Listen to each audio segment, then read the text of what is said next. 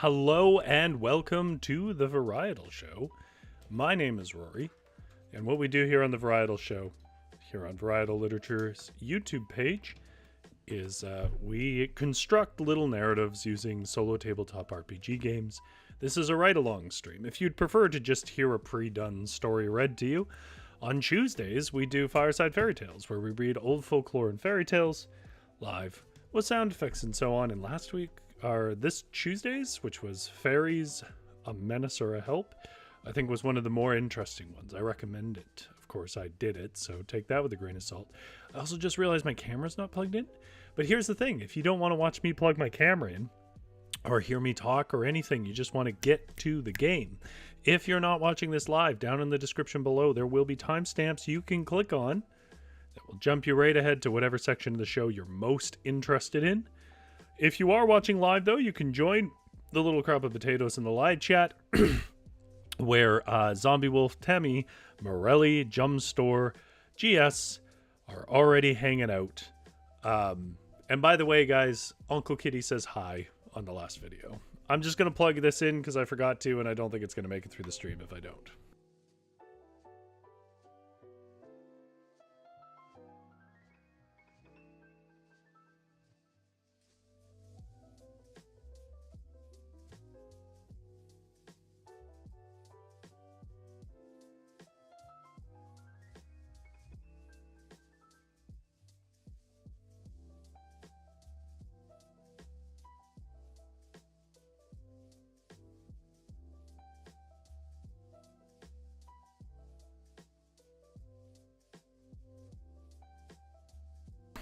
Of course, the most important part of the stream, arguably more important than any of this dumb writing that I do. What kind of tea are you drinking? And out of what kind of mug? Do you have fun mugs? As we know well on this show, I am a boring and basic person. I continue to drink my Earl Grey. One day, I used to drink a lot of varieties of tea, but I used to have a lot more money. Jumpstore says, if we're potatoes, does that make Rory the farmer? Well, I don't know. Maybe you're just potatoes going to seed in a field. There we go. Come on. There we go. Anyways, let's get back to the game. I'm going to briefly re-describe the game to you, but I'm not going to spend nearly as much time on it. So I think this will end up being a shorter show for whatever that's worth to you. Maybe that's a good thing. Maybe that's a bad thing. This part of the show is the show. It's called litgames. It stands for literature games. And it's any number of variations on things that help us come up with ideas to write little stories, character arcs, whatever out of. And in the case of today, we're playing a... we're continuing and finishing, not hopefully finishing, we're definitely finishing a playthrough of what's called Troves, which we started last week. Now, do you have to go back and watch the first one to understand this one? I wouldn't think it's super important. We're only sort of starting to touch on some ideas about the story. Last week by the end, so I don't know how important it really is. It's a pretty lighthearted game. But I will briefly re-describe the mechanics for people who are interested. I'm also going to give a note on an update that occurred. I was talking to the creator between the last two shows, and they put in an update based on a recommendation I made, which I haven't really had a chance to do much with, but if we have enough time at the end, maybe I'll take a more in-depth look at it. Jumpstore says, oh, Witchery's here. Hello, Witchery. Jumpstore says, I'm drinking Sleep With Me by Paromi, which is a tea, in case that wasn't obvious. It's a delicious blend, highly recommend. Tammy says, my mug says, I love to eat your wood with a beaver chewing on a log. Oh. And it is honey vanilla chamomile tea. Yummy. Okay. I was asking about tea. I forgot what I was doing here. Let's talk about the game very briefly. Again, if you want a more in-depth discussion of it, probably go last week when we built our character and everything. This is called Troves. It is a solo D&D style game. It's not D&D per se, but it is obviously inspired by that. That is what's called a roguelite. I think it probably best suits a roguelite, not a roguelike. I did say it was a roguelike last week, but I think it's more a roguelite because you do carry over some of your upgrades, and that's kind of the defining quality of a roguelite over a roguelike. The way it works is the dungeons are rolling tables. Let me jump to that. The dungeon is rolling tables. We will roll 2d20s to get sort of 2 words that describe the room we're in, and then we kind of build something out of that. There's 3 types of things that can happen: a trial, loot, or fighting. Trials require us to use one of our 3 abilities, which is fight, agility, or wits. In other words, punching strength, flexibility, and our brain. It requires us to make a roll above a certain number, which is determined when we roll on the difficulty table. Loot is just you find loot and then you pick up that treasure. Treasure always has a dice value to it. You roll that dice value when you finish the dungeon. If you die before you finish the dungeon, you lose your treasure. But as far as I understand, you don't lose your equipment, which is the other thing you can pick up, or at least that's how I'm playing it.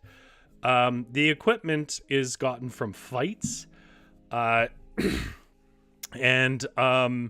fight is the third thing that can happen in a room that we generate. Fights require us to roll on the baddie table here. It gives us some HP. If you're used to D&D, then it operates similar to D&D in concept, but instead of rolling a D20 and adding a value based on your stat, you roll a dice of a certain type, so the lowest being D4, the highest being D12. We roll a dice based on our character sheet, but it can have all modifiers on it based on equipment, and that dice needs to beat what's called a resilience roll, which is basically a rollable armor class rating. If you know D&D, you know what that means. If you don't, you don't care, and don't worry about it. The enemies have basically a different AC every turn based on a roll. And they make their attacks. The initiative is always all the players first and then the baddie. And if you manage to defeat something, you get equipment. And if you get equipment, you roll on the equipment table, and equipments will buff your stats. It's not a game that's overly fixated on being super balanced. It tends to lean very heavily in the player's favor. To that extent, I did play it a lot, actually, since we last played. So when we played last time, I'd started a personal campaign through this wyrm dungeon. And when I finished that stream, I just went back and finished that. I would finish at like 12:30 at night. I don't know why it took me so long. I guess I was writing a lot. I then, on Saturday night, with two other friends, so 3 people total, myself included, ran this and the other dungeon they have available right now with them. It took us, where I wasn't writing and stuff, collectively about an hour to get through a dungeon where we were just sort of talking to each other, which is pretty quick, and it was easy to put together. They learned it very quick, found it easy to pick up. And I think all those experiences have given me a lot of different little insights on the game that I would love to talk about, but I don't want to do that just yet. Remind me at the end to talk about the updates to the game and my own thoughts, because I have some thoughts on it. For what it's worth, I did manage to get through this dungeon before, but that was on a very different character, so we'll see how it goes this time. And I think that's about all I'm going to say for that right now. It's a generative room dungeon based on rolling tables, and we have characters who have a stats, which I just remembered I need to pull up our character sheet, so give me a second to do that.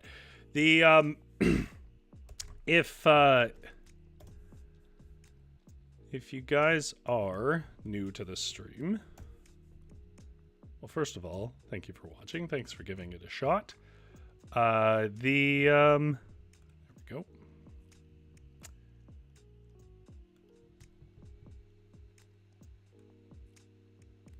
Nope, that's the other. That's my friend's.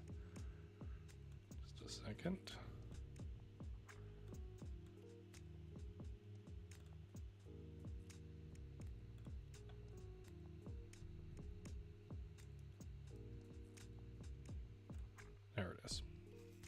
So I made a fillable character sheet on Google Docs.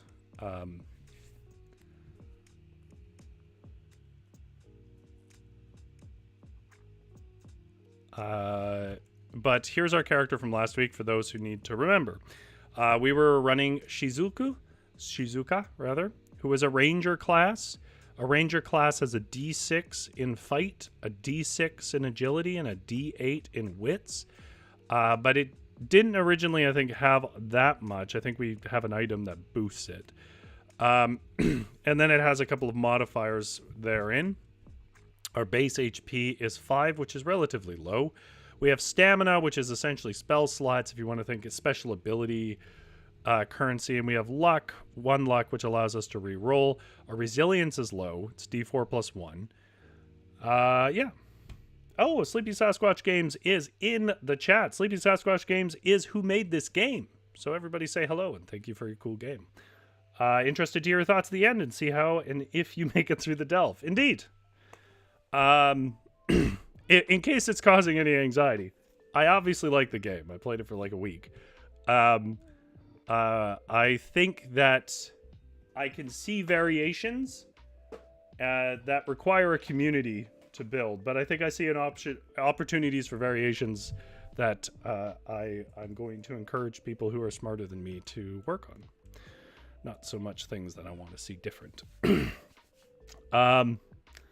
Okay, so I'm just going to keep building on what we had before. I did consider rereading all of this, but I'm not going to reread all this. Also, on behalf of Uncle Kitty, I'll say Uncle Kitty, who is a regular, who isn't able to be on our stream live chats for the next little while, Sleepy Sasquatch Games, Uncle Kitty was very interested in your game, and said they would run out and buy it right away. Which, again, you guys can do on itch.io. It's $10 right now, but if you don't have the money, what you can do is use their little document to build your own delve, which isn't super hard. If you've watched the stream, you know how they work. They're just a few rolling tables. It walks you through, this is a free document on that page on itch.io. It walks you through how to build a delve. If you build a delve and post it on itch.io for others to use it, the creator will give you a free copy of the game. Okay. So what happened was Shizuka was running through trying to hunt a boar in a forest. She got sidetracked into a waterfall, went into a cavern behind a waterfall. Then that cavern led to a maze. In that maze, I think she fought a ghost or something. And a little Drake-shaped ghost. And then she went into a dark room with a portal where she was ambushed by a cultist who tried to kill her, and she managed to kill him with a shot. And then I will sort of read the last little bit here before we got to the next room. I will say we don't have a ton left to do because the way this game works, to remind you, I'm scrolling up when I don't need to, is that we need to get knowledge points. And for this, once we get enough knowledge points, we'll automatically trigger the boss fight. And our knowledge is currently at 5, and our goal when we're running this solo is 8. If you're running it with people, you just basically add +2 to everything. Tammy Borelli says, it's pronounced Shizuka. Yeah, that's what I said.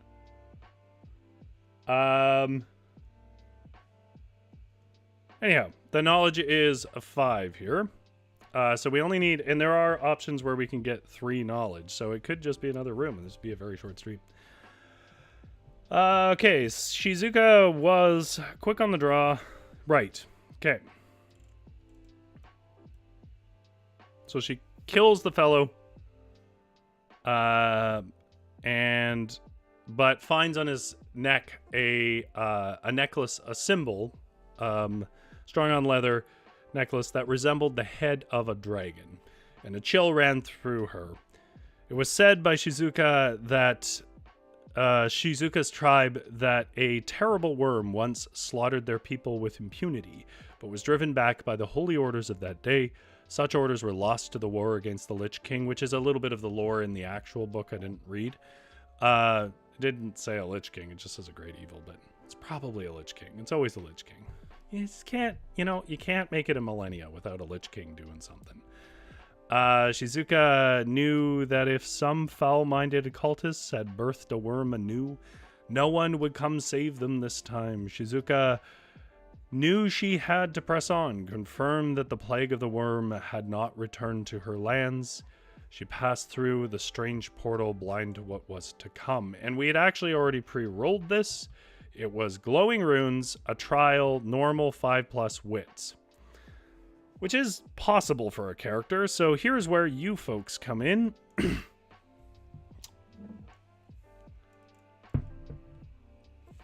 We're in a room with glowing runes. And we're in a room with glowing runes, and we have to pass a trial that involves our wits.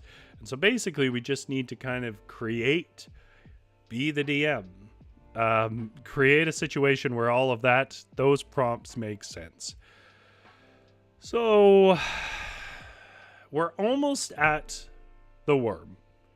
So we could say that this room is sort of like one of the first, like, locked doors to protect the worm.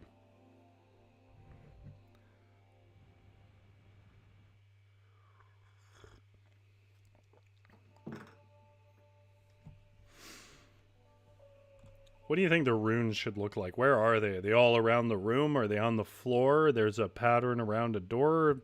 There are a bunch of pillars with them. Is there a big sculpted dragon head with runes on it? What do you think, folks?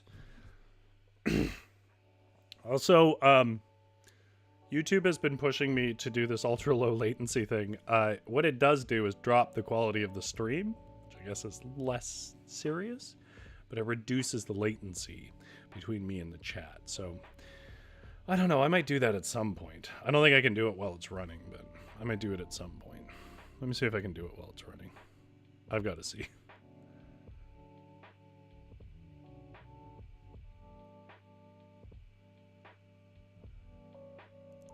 No, I don't see any option to do it while it's running. That makes sense. Okay.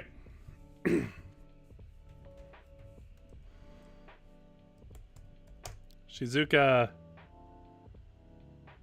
All of the above, says Jumpstore. Shizuka stepped carefully into a room with an ethereal glow. Ephemeral? Ephemeral glow? Is that what I'm looking for?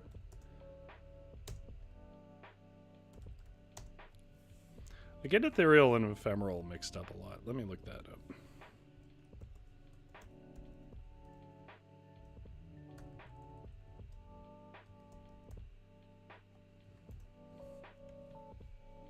No. No, not ephemeral. Is it ethereal? Yeah, ethereal.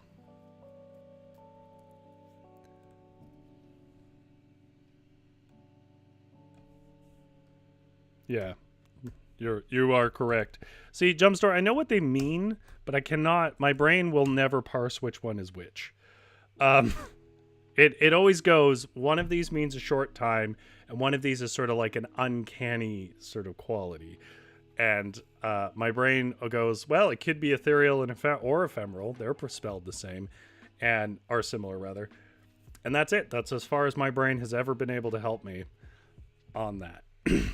Shizuka stepped carefully into a room with an ethereal glow, cast from crooked etchings that wound in a spiral out from a grand, from an intricately carved marble head.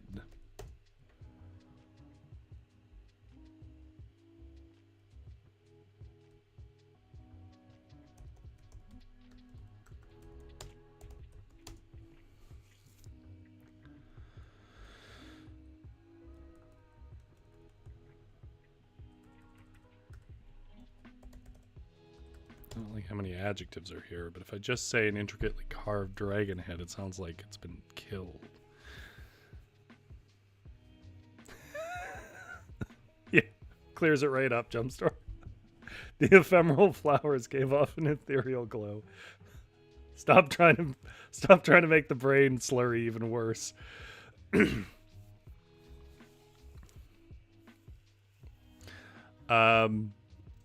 That wound in a spiral out from an intricately carved marble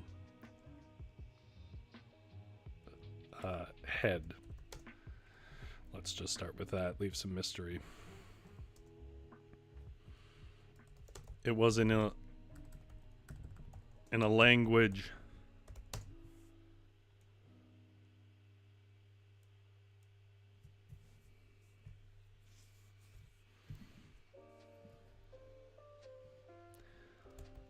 she did not recognize. Something old, primal, and crude. And crudely rendered, I guess.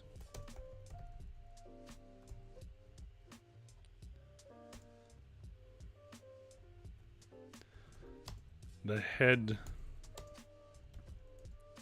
took the form of a terrible, snarling lizard. Each tooth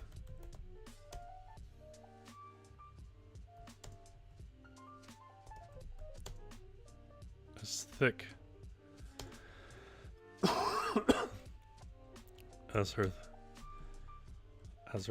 arm, as thick as her, and nearly as tall.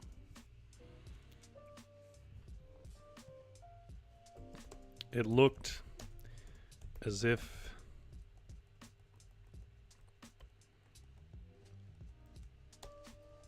it were ready to snap her up like so much dinner.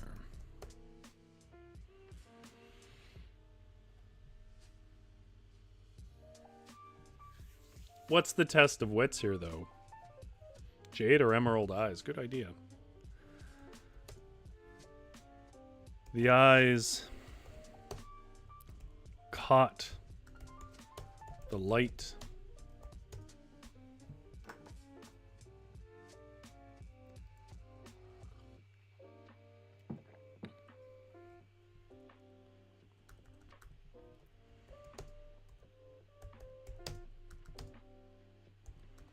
The eyes were cut jade that caught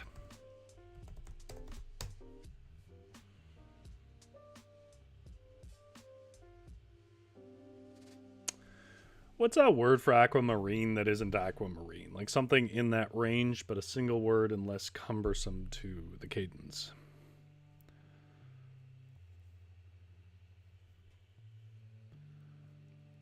Jade does sound prettier. Yeah, I'm thinking jade on the more clear side of things. A little rarer. Jump sources. I'd say jade, emeralds are a celadon. Good idea. Or a dime a dozen in fantasy. Yeah, well, yeah. I don't think it's because they're rare. I think it's because a lot of fantasy is very European. And jade isn't quite as much of a European stone. Celadon. The eyes were cut jade that caught the celadon light, piercing out from the carved runes.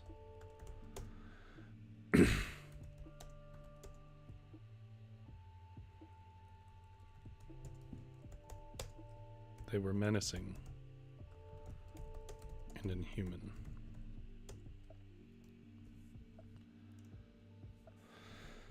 Shizuka stood at the exit of the portal, terrified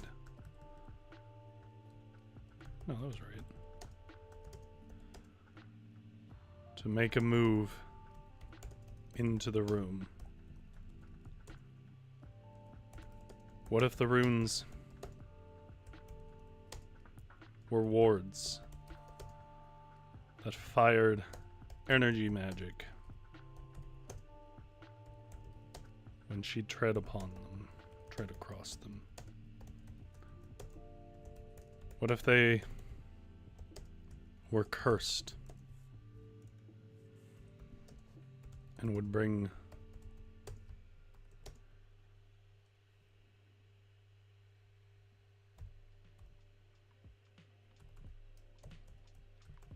blindness?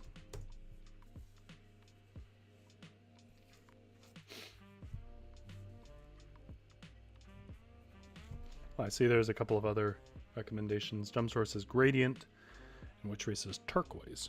Turquoise is a good color.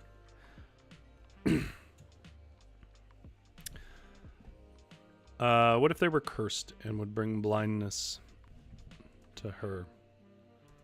Or worse.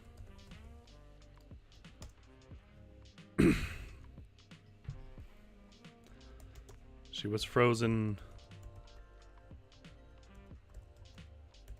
there for near an eternity,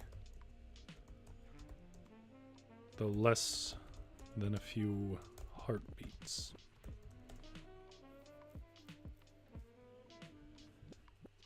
She didn't want to turn back.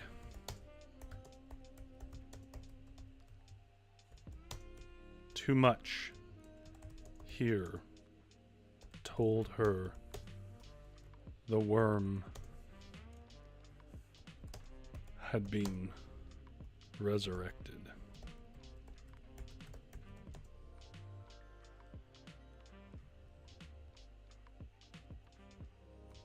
But she didn't want to die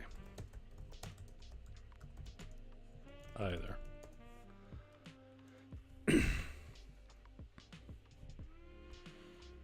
So she crouched down, bow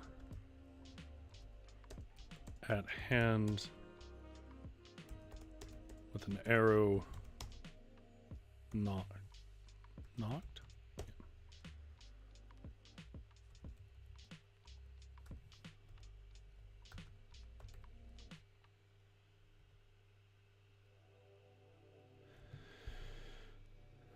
Zombie Wolf says, my favorite is indigo, which is a shame because you don't see the color option for much things often. No, not so much. Which is a shame. It's a very pretty color. So she crouched down, bow at hand with arrow knocked, and tried to parse what she could. The language was impenetrable, but she barely spoke her own tongue. Anyways.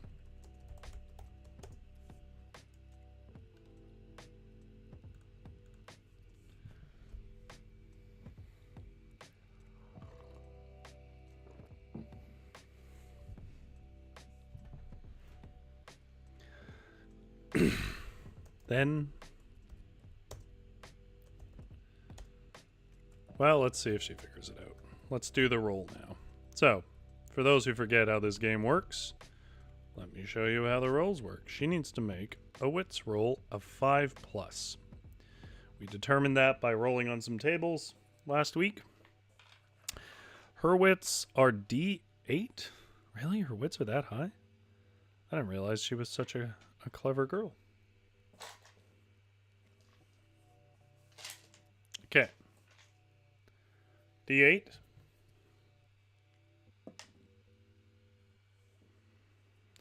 She rolled an 8.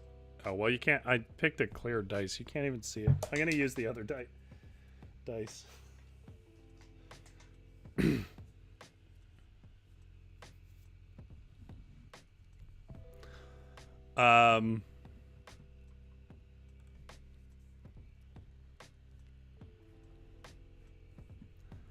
She wasn't the best read or spoken woman, but she was clever in other ways. Her patience and careful observation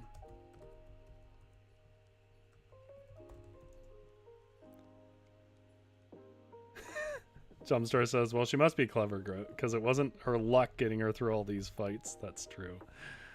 Her patience and careful observations caused her to notice that in the far corner, a fault in the rocks was dripping a bit of water from the river far above. Each drop slipped from the crack, and when it struck a rune, its gravity changed, and it fell to a rune well across the room on the roof. It carried on in this way, ricocheting between runes.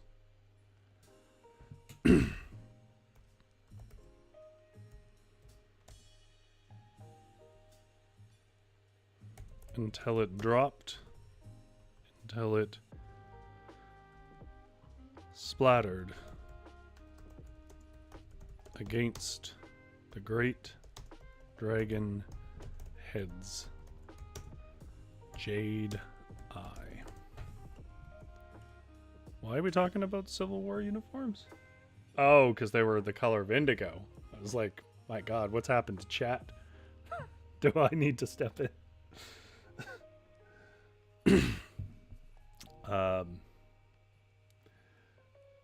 Alright. Ricocheting between runes until it splattered against the great dragon head's jade eye.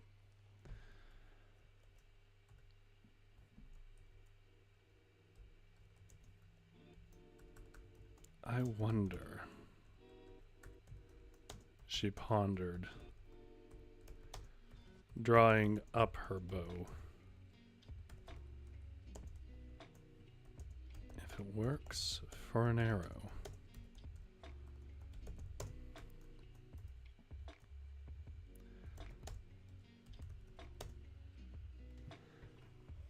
She loosed her arrow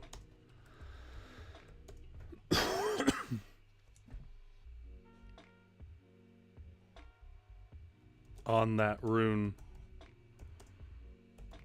where the water was falling.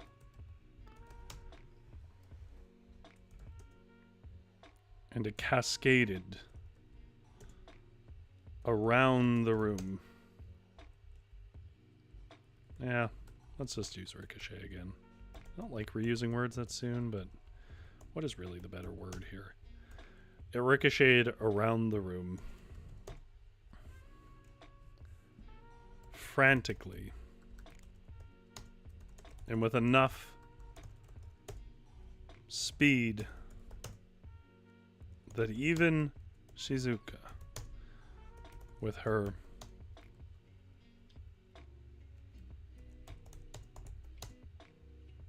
sharp senses,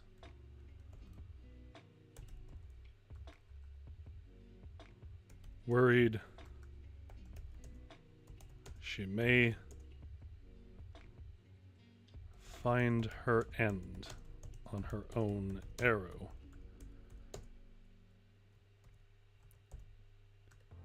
Then a shattering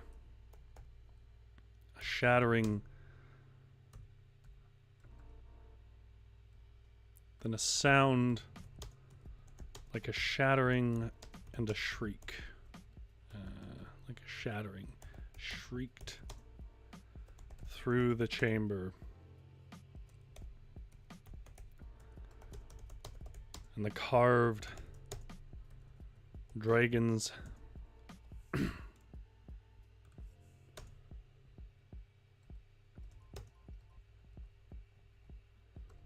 head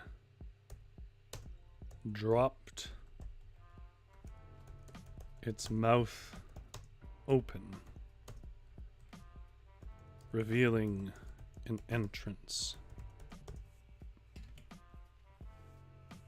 The runes dimmed.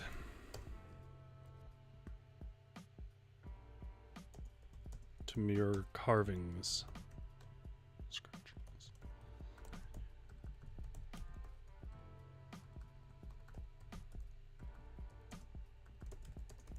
On the walls. She tread forward carefully and saw the shards of the jade eye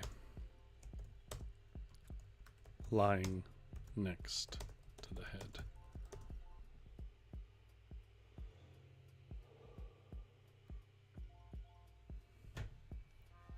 Now, how much knowledge did we get for that?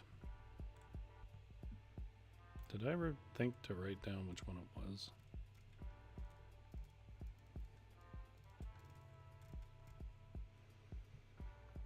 No.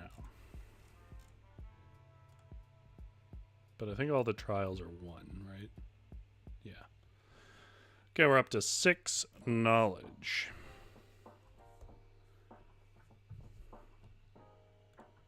We need 2 more knowledge. Jess says, pick up some of the jade shards. Yeah, actually, we do get treasure. It's a 1d4 treasure, which will be jade shards.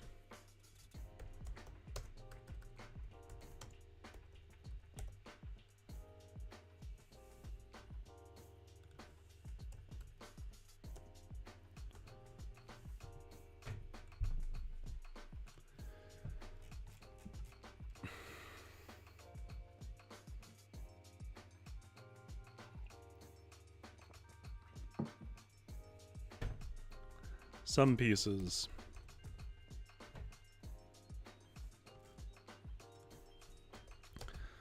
were still large enough to carry some value to a merchant. So she plucked them up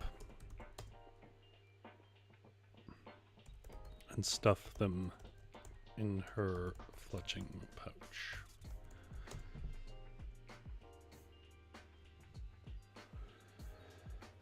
GS says, and knowledge should be shared. We're talking about Zombie Wolf having a lot of random facts and stuff. I when I was graduating high school, I went to was in this 6-month specialized course. It's hard to explain. I'd have to explain how my high school is structured and stuff, and I can do that right now. But the short answer is it involved doing a lot of things, a lot of different courses all at once. And one of the way it capped off was we went on a field trip that lasted 2 days, where we went around to different holy places and talked to different religious leaders. Everything from, Hindu to Catholic to, well, the one that is relevant here was we went and talked to a rabbi, and he said something that's always stuck with me, which is he said he felt that there was a moral obligation to share the knowledge you had, which I always thought was interesting. I think that depends on the knowledge. Like, there's probably not a moral obligation to tell someone that, they look like they put a few pounds on or something like that. Like, I think there's limits to it, but if you have actual knowledge, I think there is a sign of, like, there's a kind of charity in sharing it.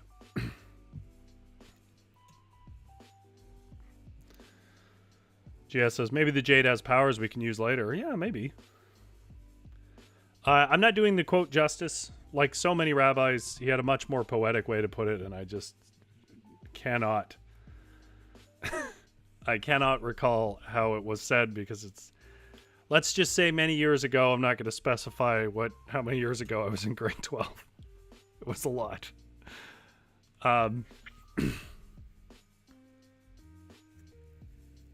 Okay, let's roll our next room. Zombie Wolf said, that sounds like a lot of fun, Rory. I wish I'd gone to your school. I also love learning about religions and their worldviews. Yeah, I really liked my school. It doesn't even run that way anymore, but it was a self-directed high school, which is to say it ran a bit more like a university.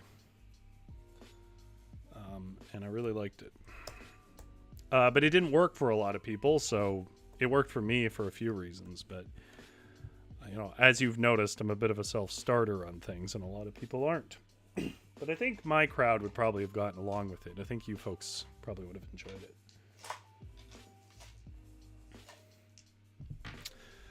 Okay. Also, as I've gotten older, the fact that, like, I had a teacher many moons ago. Yeah, that's a good one. I should say that more. The fact that I had a teacher that was willing to take an entire class of grade 12 high school students on a trip for 2 days all over catching buses and stuff like that. God, I would never do that. All the respect in the world to my teacher who did that. Okay, let's roll our room. It is it's the new one. 14. So I mentioned last week, this is one of the updates. I mentioned last week that and if you've ever tried to put together a document like this, which I used to kind of do this for a living, not for games, but structuring stuff like this. It's really easy to do. But anyways, one of the numbers was missing off the D20 rolling sheet. So I mentioned that to Sleepy Sasquatch Games, and they got right on it and fixed it, to their credit. But 14 is back. And we have overgrown. That's our first word, overgrown. Remember, we're going through the dragon's mouth, so we're going into something overgrown.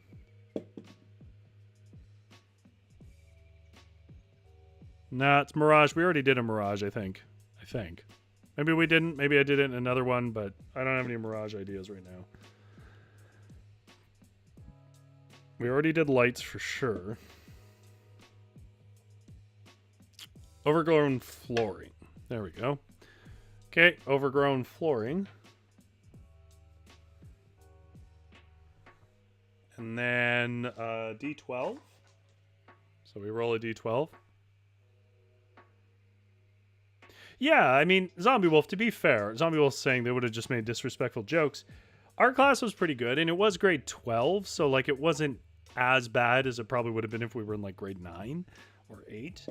But I couldn't help but think, like, God, that's daring, right? We got ourselves a fight, a 10, which means I need to roll on the fight table. Which means I need to roll a d10. I knocked one of my d10s over there. It bounced out of the box. For those of you who play tabletop RPGs, what's the ruling? If it bounces out of the box, do you re-roll it or do you just roll whatever it lands on? And of course, the correct answer is it depends on what it rolled when it bounced out of the box. No, what do you do? What's your ruling on that? It's a 1. Serpent Guardian. Okay. Jumpstore says, hells yeah! Fight, fight, fight! You know what that reminds me of? That reminds me of... Oh my god, I'm probably dating myself, but I don't think there's that much of an age gap between us. That reminds me of the fight song from... was it Hollywood? Marilyn Manson's album?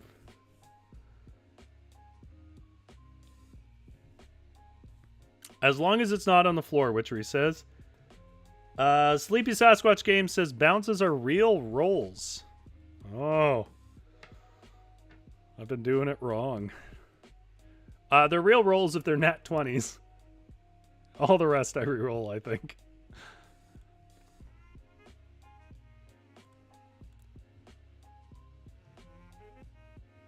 Your joke on whether it lands on the right number is exactly how my D&D group rolled. Yeah, exactly.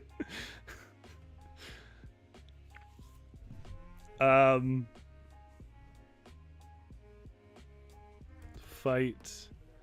Serpent Guardian. HP 6. Attack 1d6.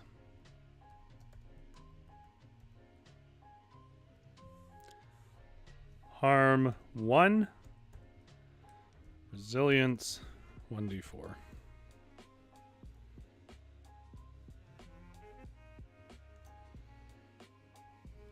Oh, our rerolls. Okay.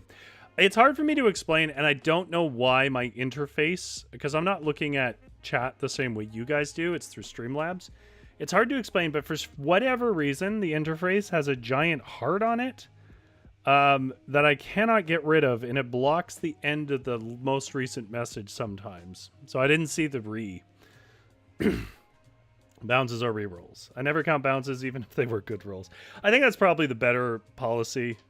But, you know, when we're in a tense fight and somebody, because I'm usually the DM, and somebody rolls a nat 20, and they rolled it by rolling it onto the floor, it's always a tense moment where the player's like, let me have it. And I go back and forth. It depends on how I feel.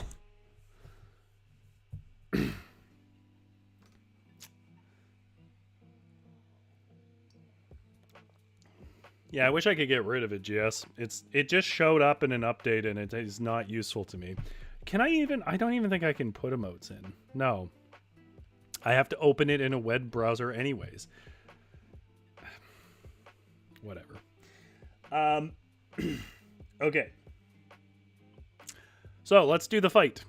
So, the Serpent Guardian. Hey, guys. What does a Serpent Guardian look like? Also, Serpent Guardian is perfect because I think this gives us 2 knowledge. Which means that... that's the wrong one. We rolled an 11? 10. Yeah. So, we will have enough knowledge. We will go straight from this to the wyrm fight. Unless we die in this fight.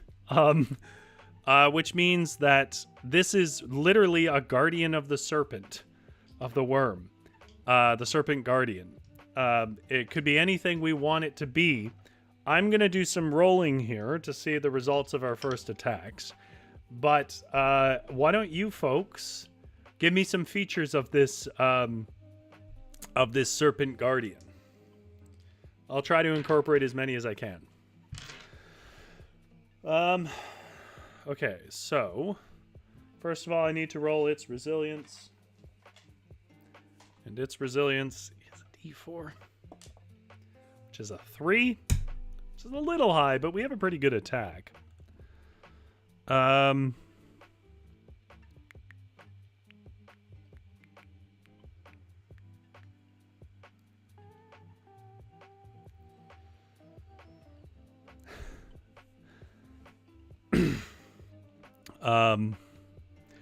Zombie Will says, in my D&D group, we're all friends, so I think for the sake of keeping us all as friends, the DM makes the wise decision to let us have our moments. I think it really depends, because I found that when I got too permissive, people started getting, and I'm friends with all my people, but I started noticing people were really started to test the fences. And at some point, it's a game and it should be challenging, and failure is a part of it.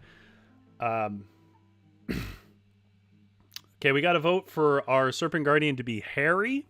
Are they tall? What kind of weapon do they wield?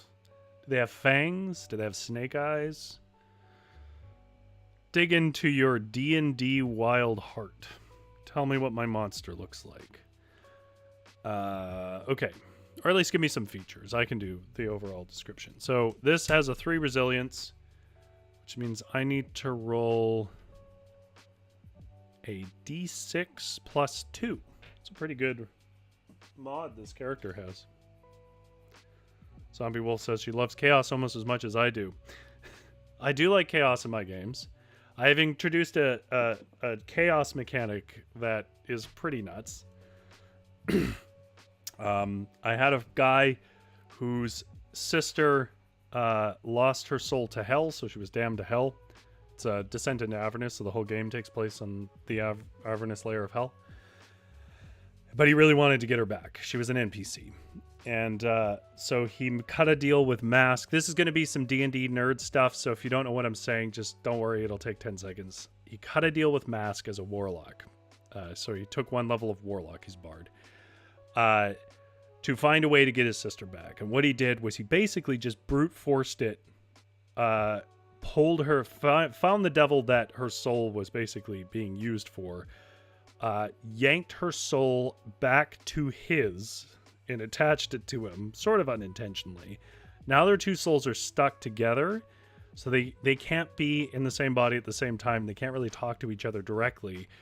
But on a mechanical level, it means that he can switch between the two characters whenever he wants. There's no limit on that. But every time he does, there's a percentage chance that increases every time he does it, that he's going to tear a hole in the cosmos that lets balance-breaking enemies fall through that might be on his side, might be neutral and scared of him or something.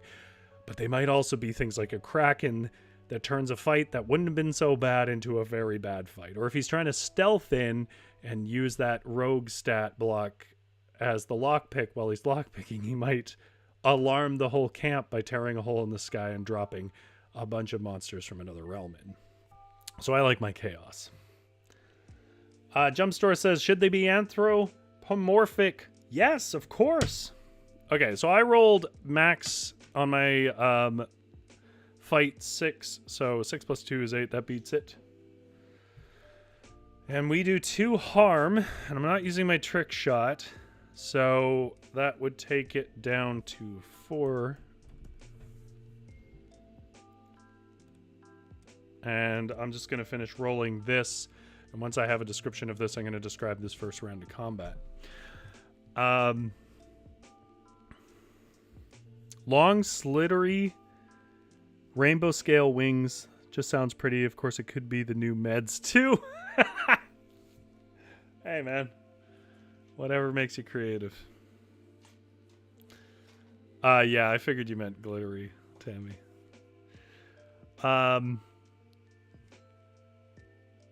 Okay, so we need to roll our resilience.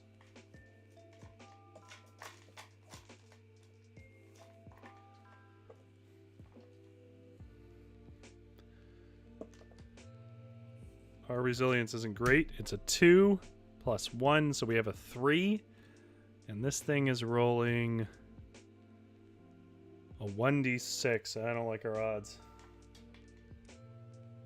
Oh, hey, Sleepy Skywatch Games. I got a question for you. Actually, I have 2, but one is less immediate. Do you follow the meets it beats it rule of D&D?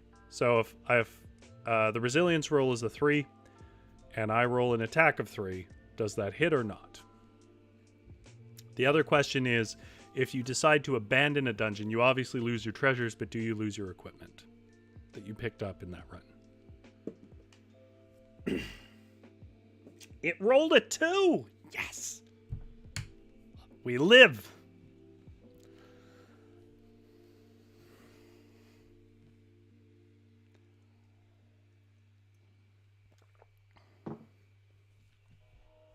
Okay, so let's do that first round of combat.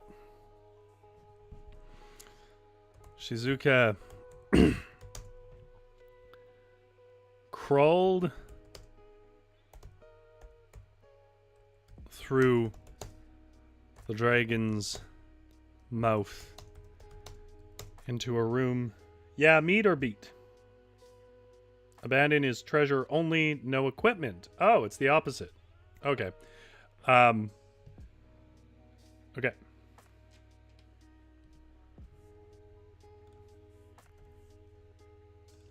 Shizuka crawled through the dragon's mouth into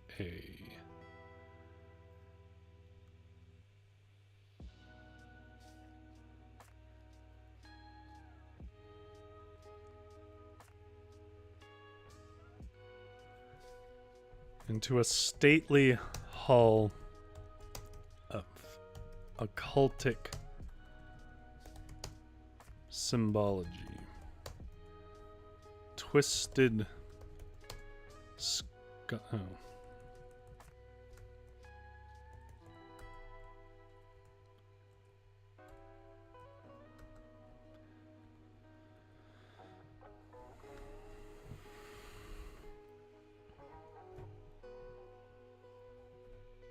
Twisted sculptures.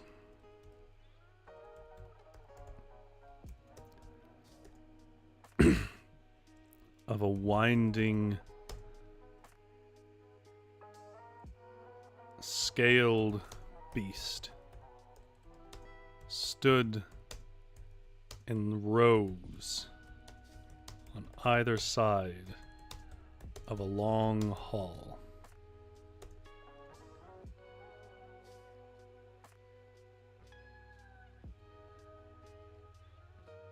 You can find equipment in a delve and lose or leave it and keep the equipment. Otherwise, the character could potentially leave with nothing to fight with. That's what I figured. Because what happened is in the second dungeon, when I was playing with my 3 friends, we just couldn't figure out a situation where even one of us could have passed the test of Crumb. And I was like, okay, but I think the point is we can abandon it and keep trying to play this dungeon to get better equipment that would boost our stats. But I wasn't sure if that's how it worked, but that makes more sense now.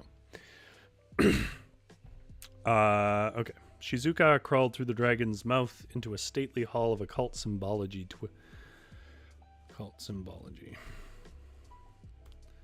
Twisted sculptures of a winding, scaled beast stood in rows on either side of the hall, each one portraying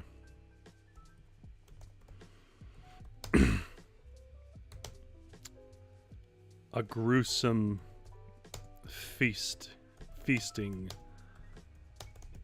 on the men and beasts of the Sunlight Lands.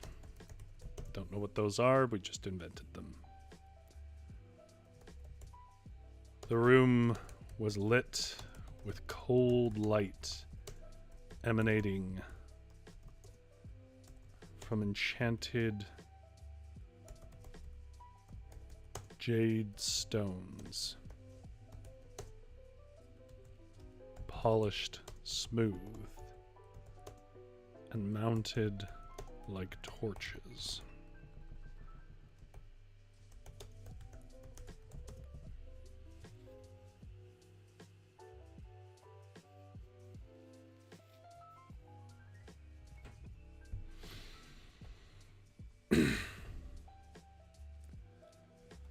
Stepping carefully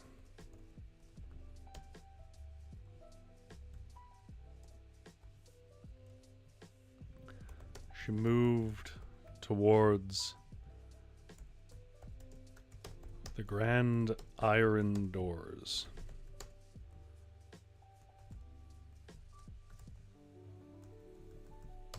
At the far end of this musty and tall and imposing room.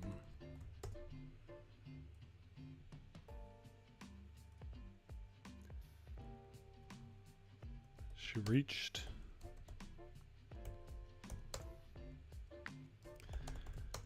for the handle of the grand entrance when her sharp senses heard the whistle, heard the faint whistle of a blade rushing through the air. Quick dodge to the side and a curved cleaver of a blade sunk into the iron.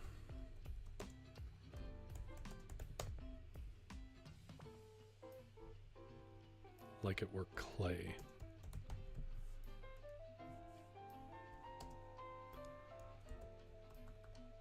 She spun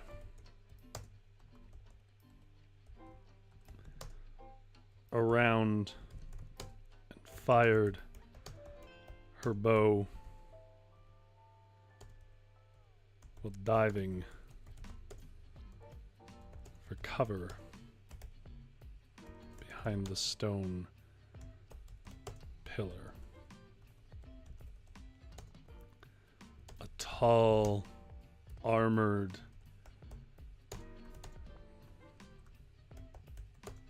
beast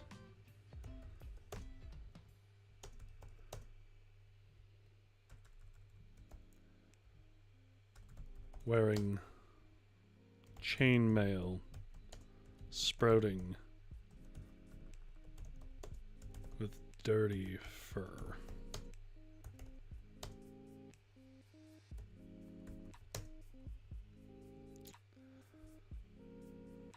Was holding a chain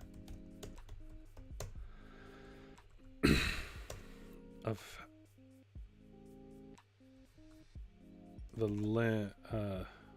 length a yard or more long. A yard or more long.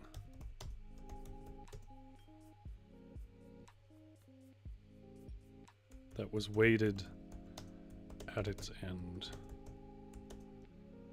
by the blade in the door.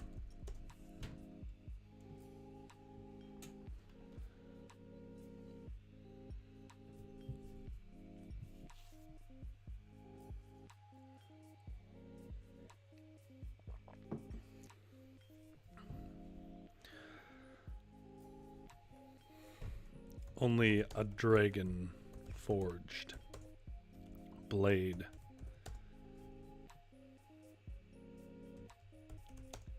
could bury itself so easily into iron.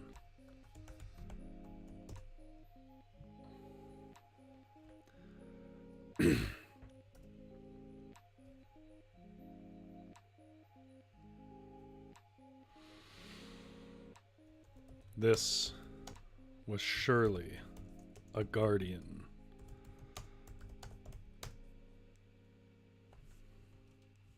For the king of these cursed tunnels.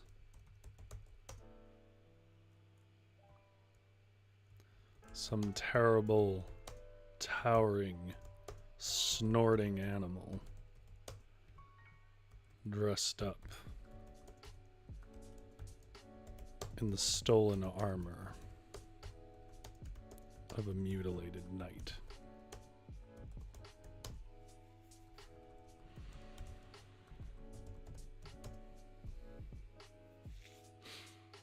It lumbered slow, jerking the chain to pull the blade back to its side. With a growl, it began swinging the cleaver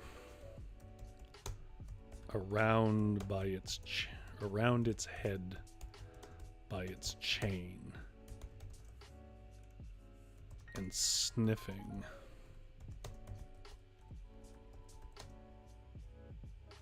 the air for Shizuka.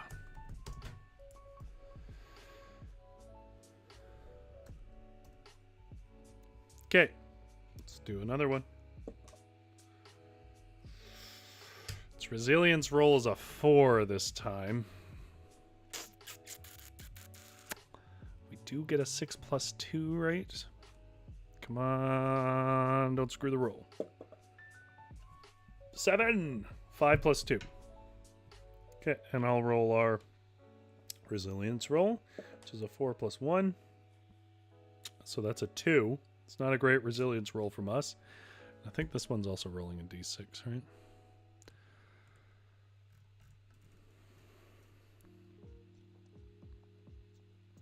Yeah. Come on, bad roll. No, it hits. I think it only does 1 harm, though.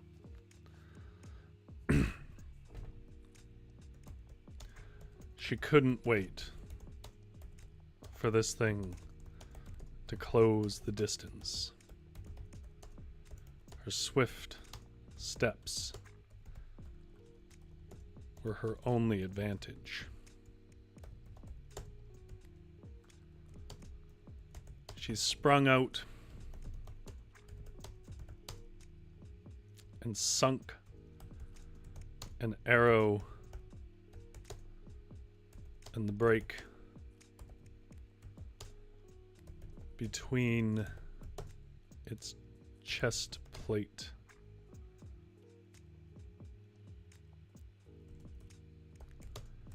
and what is their name? Pauldrons? Pauldrons.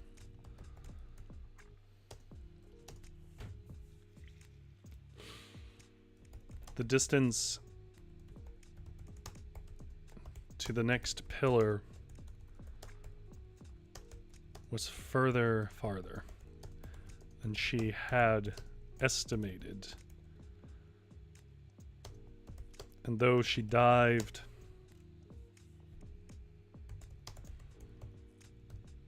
the blade, the beast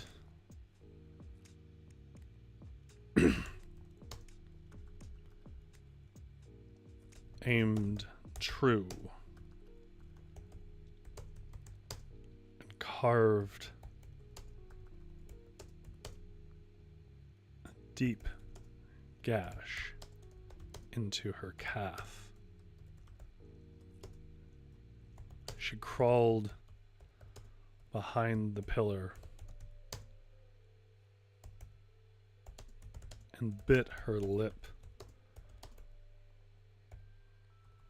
to resist the tears, which would only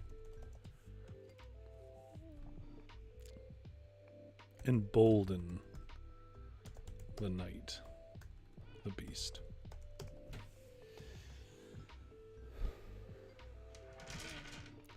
All right. It's down to 2 health, though, so if we hit it again, it's down. But we lost a health point there, so we are down to 4 out of 5. All right. It's a pretty tough fight for our just before the worm. Hopefully we have enough left for the worm. I don't have any health potions.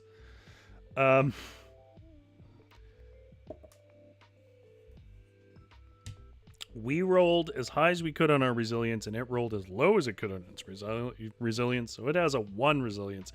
So it will die this turn. No way we miss. We might get hit again, though. We'll see how that goes. So let's roll Shizuka's shot first.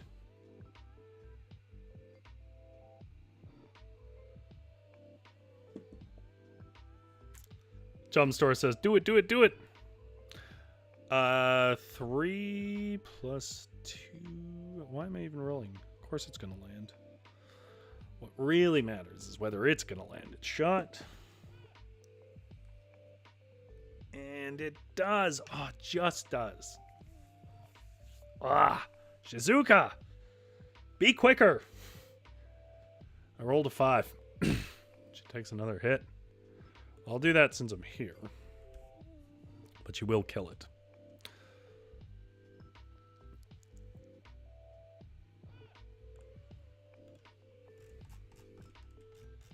And I guess I will roll this.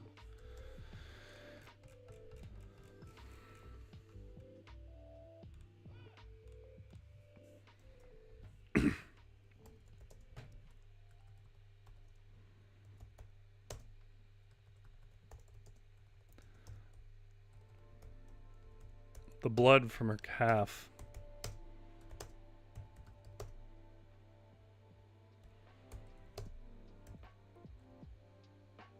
was flowing quick, and her face became pale. She tore a strip from her cloak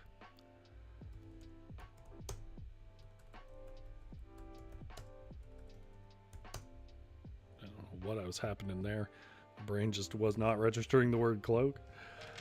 She tore a strip from her cloak and bound her calf quickly.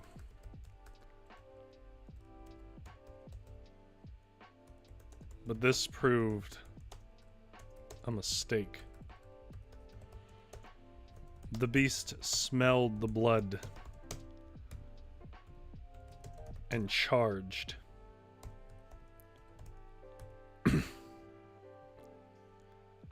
With such force, it cracked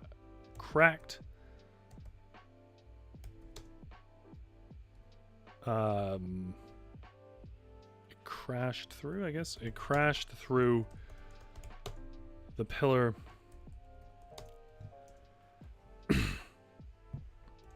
she was using for cover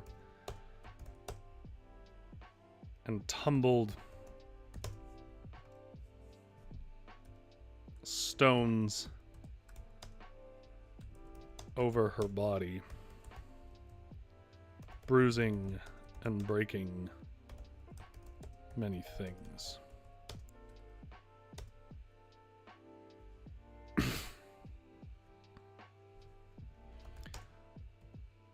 She was trapped in the rubble.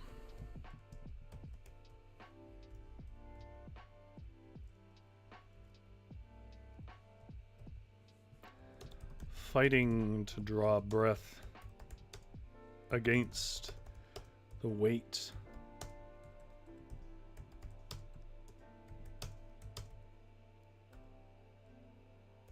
of the crumbled stone.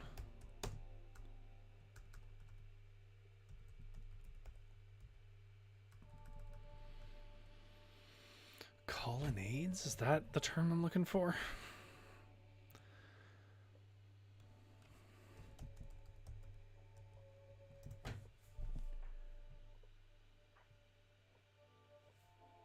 Yeah.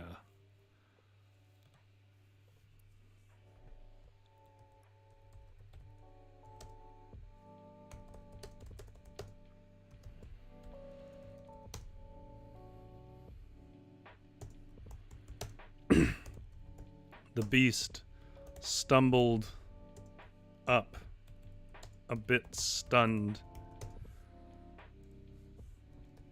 but fierce in its victory, and descended upon Shizuka with frothing saliva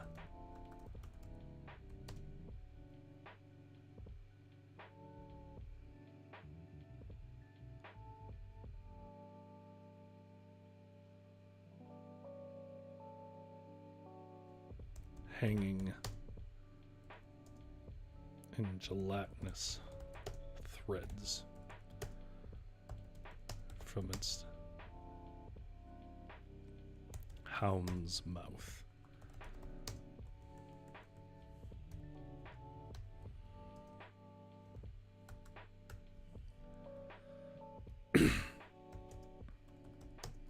It was a fierce foe, stronger in almost every way.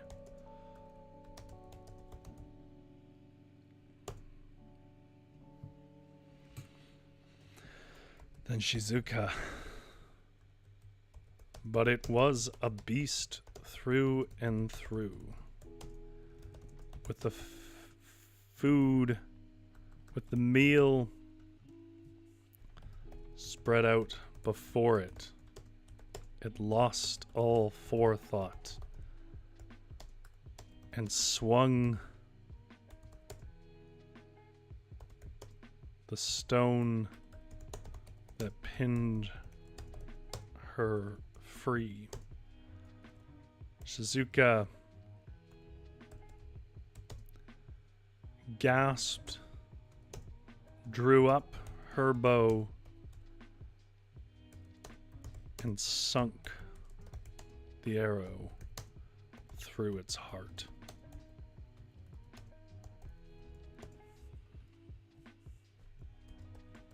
Its eyes widened and its breaths came short. It stumbled away, baffled that it could lose and would die. Shizuka had never hated the things she fought, and still had some respect for the creature as it slid down to rest against the far wall, leaving only a crimson streak and its slumped corpse.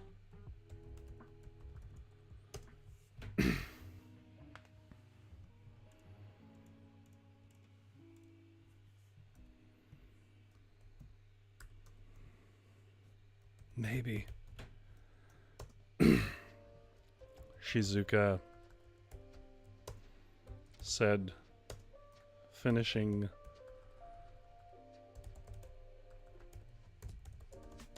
the binding of her wound. That was all of it.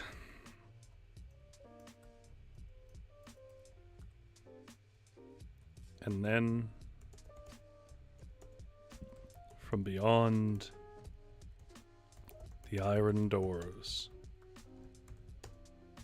came the low rumble of some large, the low rumble of a growling creature.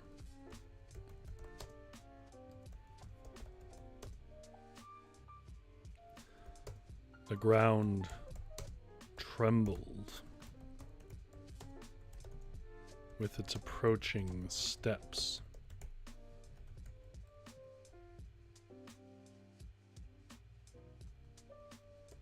Dust shook loose from the ill-fit stones overhead.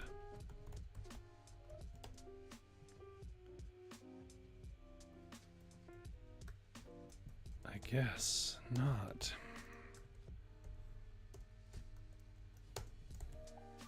Shizuka said, knocking an arrow with a trembling hand and lining a shot up towards the door from the cover of a pillar of one of the treacherous wyrm's statues.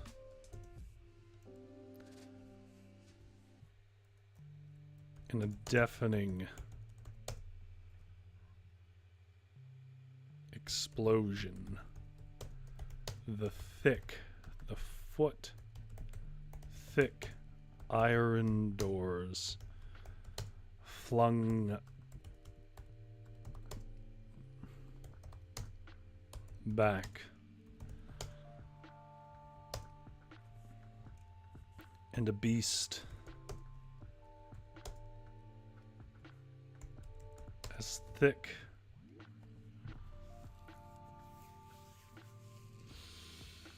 as wide as a river, let's say, as wide as a swift river,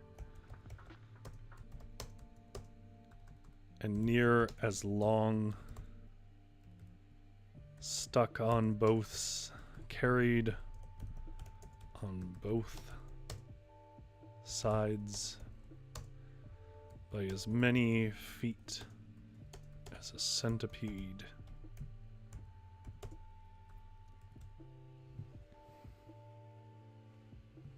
Tammy says, sorry, Rory, I didn't mean to get off topic again. I blame it on the meds. No problem. As long as other people are able to, you know, bring up their suggestions, as long as I'm not missing any of them, I don't care. I don't think I've missed anything so far. But we are in the final fight, so you folks are welcome to start making recommendations of things that you think should be happening.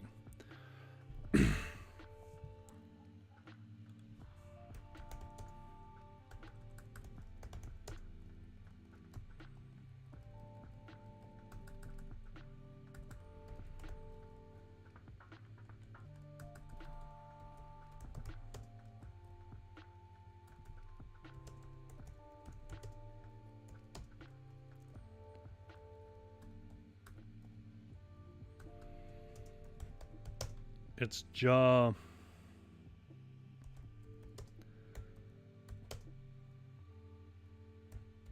was as its head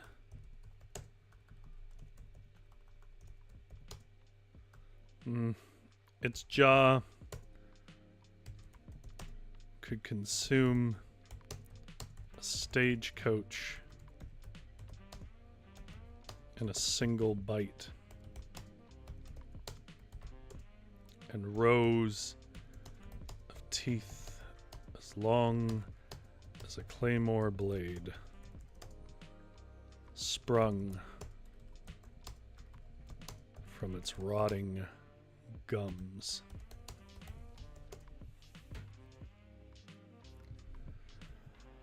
Well, I mean, so Jumpstore says, what power does the worm have to make them such an intimidating boss character? Do they spit acid, conduct electricity like a Mongolian deathworm? And there's nothing that stops us from doing that. It just tells us that it does damage. So if we decided this is what it looks like, to remind you. But I will read its abilities. So when you reach 8 knowledge, which we have, you encounter the worm, a monstrous guardian of the maze with fierce attacks and agility. I didn't really paint this as a maze, but that's okay. No place is safe from the worm's grasp. It has 12 health. It has an attack of 1d10, does a harm of 3, so it can almost one-shot us. I'm not really optimistic about our odds, I will tell you that. Has a resilience roll of 1d8. And then it has the following special abilities. The healing flames are the worm recovers 1 HP for each player at the end of their attack. So every attack it will gain back 1 of its health. Its sharp fangs deals +1 harm on a d10 result of 9+. So in other words, sort of a crit function. Its strange scales, a worm takes 1 +1 harm from weapons found in the maze. Unfortunately, we did not find any weapons in the maze. But I do have an idea of a rule-bending thing that I think would make for an interesting story.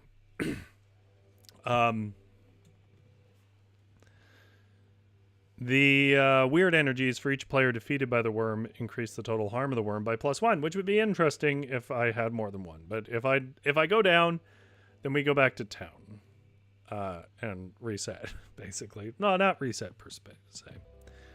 Well, let's get to rolling. Shizuka loosed her shot.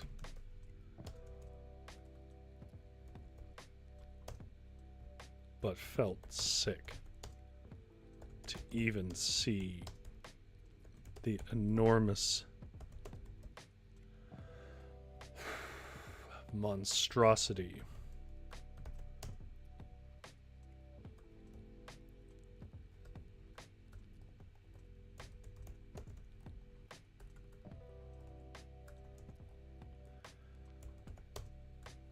before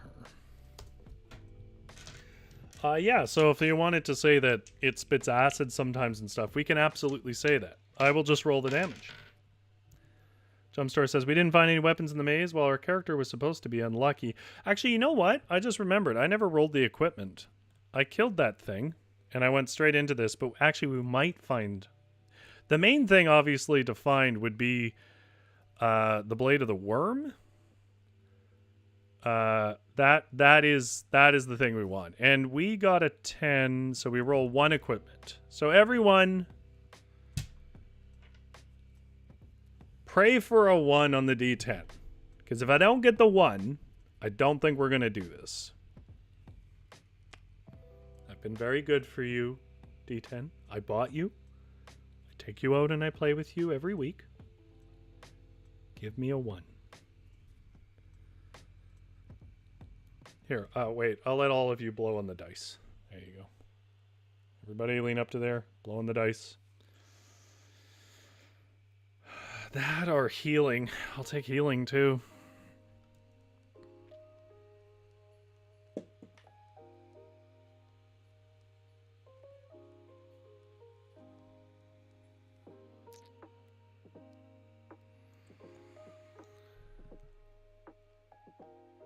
I don't believe it. It's a 1. It's a 1. I know it looks like a 10. It's because I'm rolling the wrong half of the D10 dice because I knocked my other one over there. I have other ones, but for some reason I like this one. We got the Blade of the Wyrm. But that means that she doesn't have the bow. Because we're getting rid of the damn bow. Obviously, because this does... Zombie Wolf says, anyone see the meme where Aragorn runs into the last fight? Exactly. Okay. Well, we're switching this out. So the way it works, unless I'm completely wrong about this, is when you dump an item, it turns into 1d4 treasure. Because you can only carry 1 item at a time. I might keep it down here, though, because we're not really playing an honest game here. We're sort of telling a story. And the bow was what the chat liked about this character. Sleepy Sasquatch says, suspicious. Oh yeah, I forgot to update this.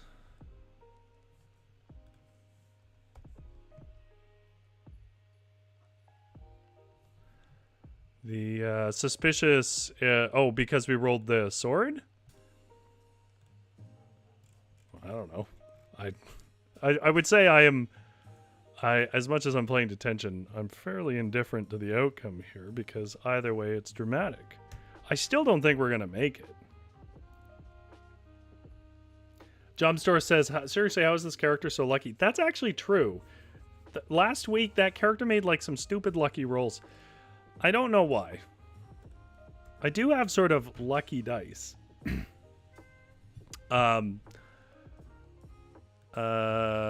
Sort of the worm?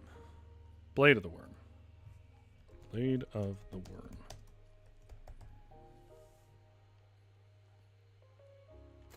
When the character's luck is 1, but the Rory's luck is 20.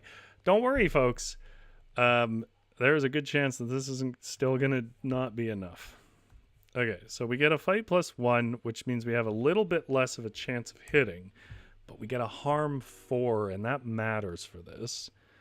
Especially since that gives a boost on it. But we really, if we get hit once by this thing, we're dead anyways. Because we're at 3 health and it does 3 harm. So I don't think we're going to make it. Anyways. DV plus 1. What is the dice value for the ranger? Was I already at plus 1?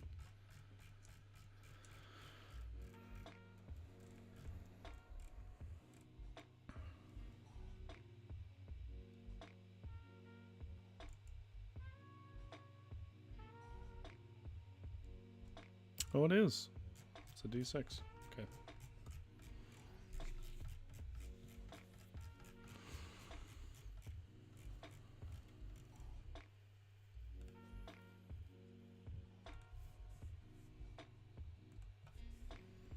D8 plus 1.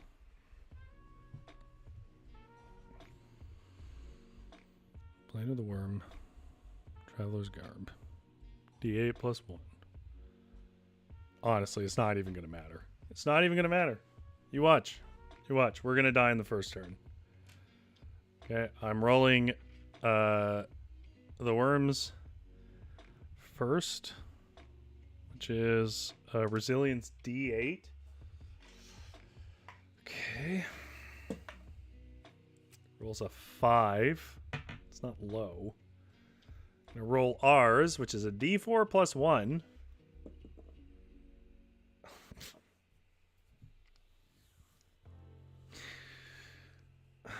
I like that the plus 1's there. We rolled a 2 with the plus 1. With the plus 1.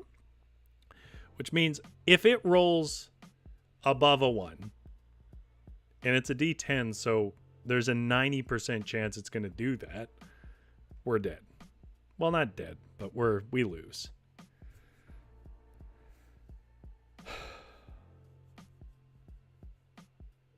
All right. Well, she's had stupid luck so far. Let's roll her attack first, which at this point would be a D8.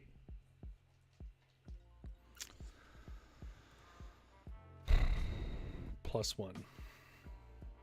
And we need to beat a 5. The luck has run out. The luck has run out.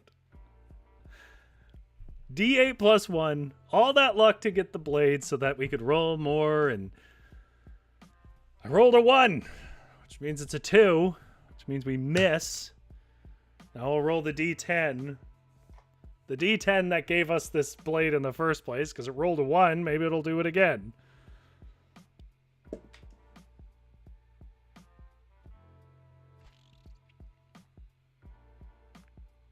It's mocking me is what it's doing.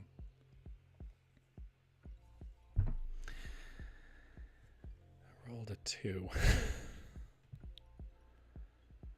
All right, Shizuka. Time to lose.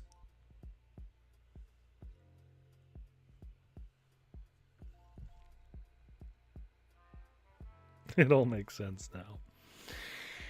I have an idea where this isn't overly bleak. It would give me a reason to come back to this.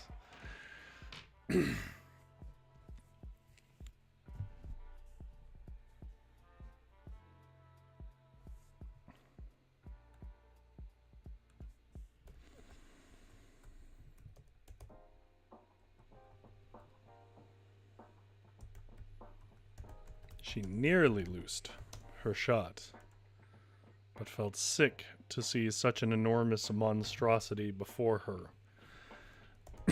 She drew back the bow and saw mounted on the waist of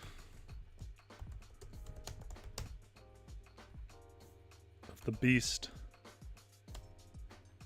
a strange curved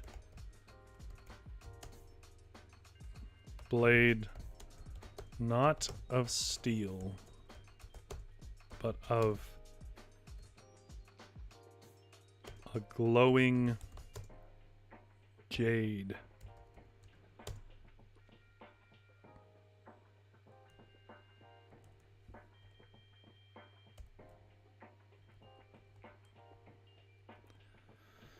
Sheathed on the waist, not mounted.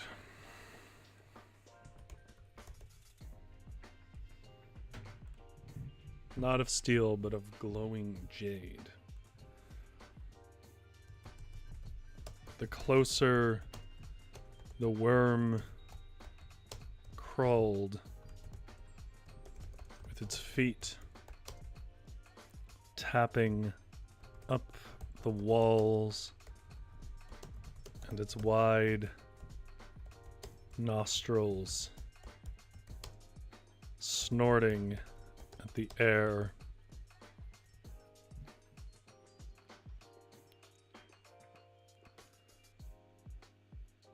the brighter it began to shine. She ran for the blade, swung around,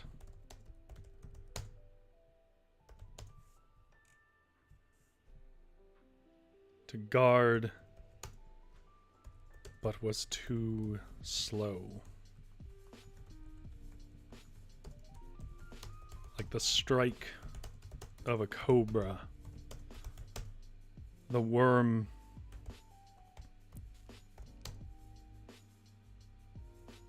sprung from the high ceiling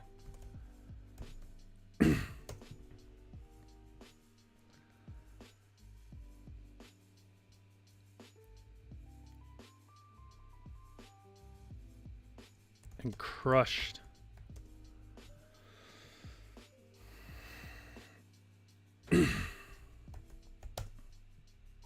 her body into its interlocking fangs. She heard herself scream, and then the world went silent and black.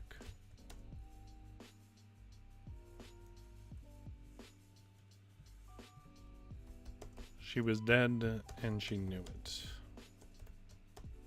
She felt that last bit of pain, then the numb cold of non-existence.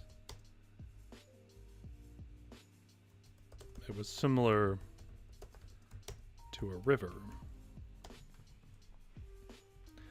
flowing over her body,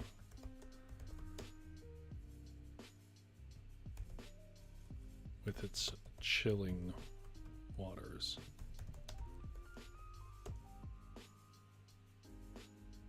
No, it was a river.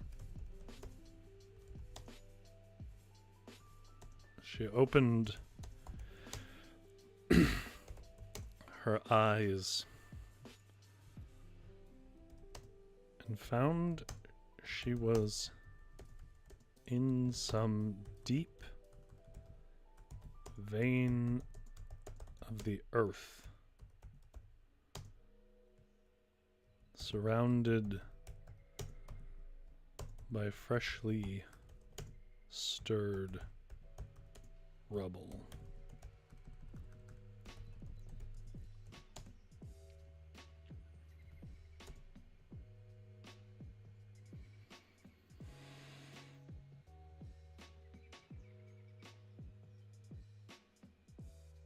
Settled into a stream.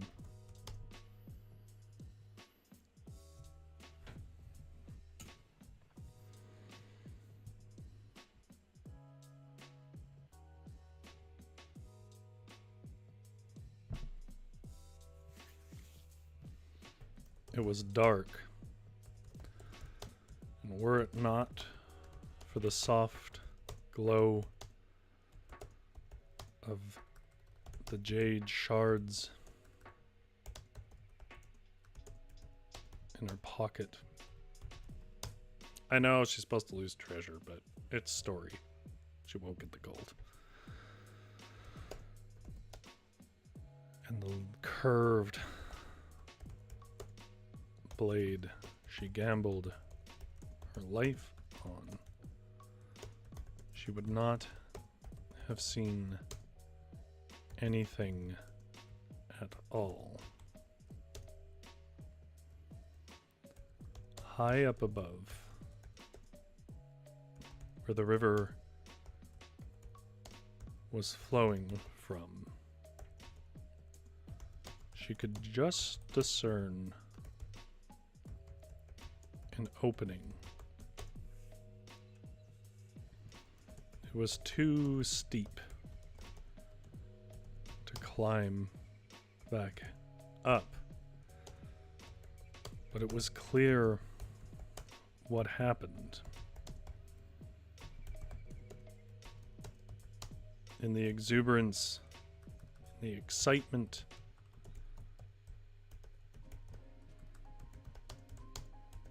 of its strike, the great worm broke the floor of the old hall, where a river appeared to have undermined it.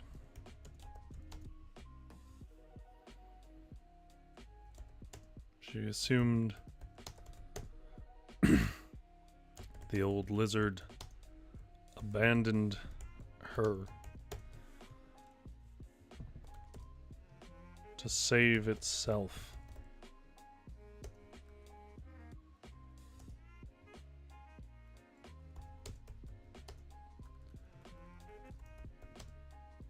Her legs were twitching and openly broken. She was a mile from the sunlight, but she was alive.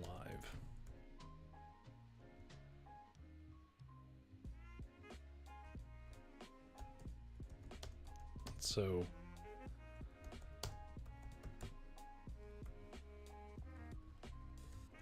she was obligated to ready herself better for the next meeting of the worm. There. Now we have a saga.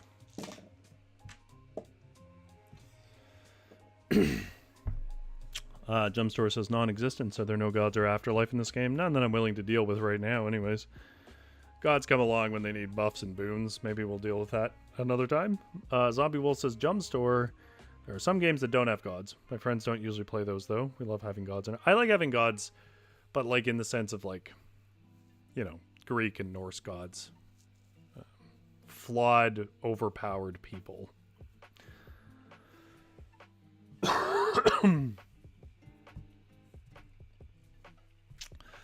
All right. Well, we failed at the end. We lost our gold. We did get a blade.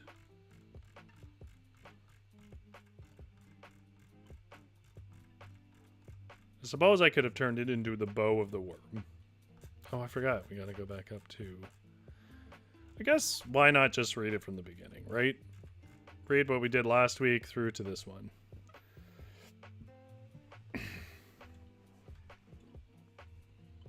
And we'll see how our first run of the dungeon came all together. I don't think I have anything that's really very suiting for... I mean, I have playlists I could play that are like for D&D and stuff, but they're not pre-selected to not trigger YouTube to send me a bunch of notices. Do I have anything?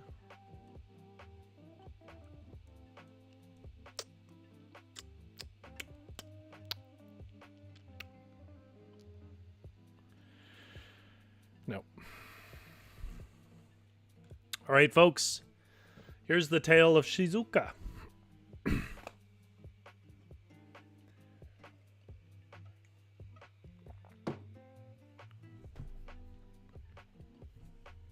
If you're coming to this part of the show, it's because you just want to know how it turned out. And what we're going to do here is I'm going to read through the section that I did last week and the section that I did this week and see how cohesive of a story we created using the Troves playthrough, which again is a roguelike, or roguelite rather, D&D style solo RPG with the options to play with friends, though we were playing it solo, about Shizuka the Ranger. The heat was wet and condensating with Shizuka's sweat that morning in the jungle. She'd been slipping through the undergrowth, tracking a boar all morning. She could hear squealing in the distance, but was starting to feel the wear of the hunt and the heat. Shizuka was slender, perhaps too much so, as food was scarce for the effort to catch it. She was the best in her village with the bow, though, and she wasn't fond of noisy company anyways when out on a hunt. But that meant she could carry less with her, being alone, a fact she found herself pondering as the last drops dripped from her water skin. The boar would have to gain more ground on her. She could not go on in this humidity without refilling her water. Thankfully, there was a rushing stream. She could follow up the natural steps jutting from a stone ridge to find its source spring. Sure as she figured, there was a deep blue pool of cool water foaming under a wide waterfall.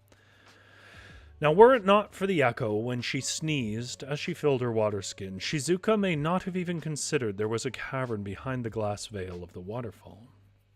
Alas, she did sneeze, and the echo rippled away and back. She stepped through the falling water and was greeted with a deep, wide cavern lined with slopes of granite made slick by rain and river. "Boar be damned," Shizuka whispered, and began the precarious climb down.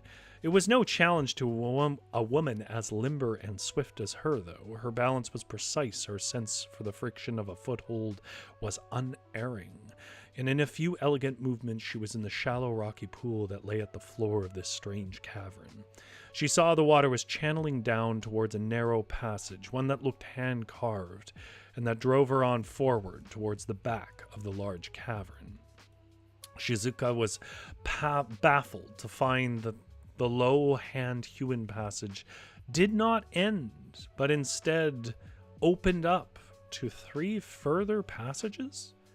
She jogged up the westerly way and found it bent left, then right, then straight to another branch of 3. She tread back the way she came, and though the specifics varied, each path wound hopelessly in what was a deliberately confusing mess of paths.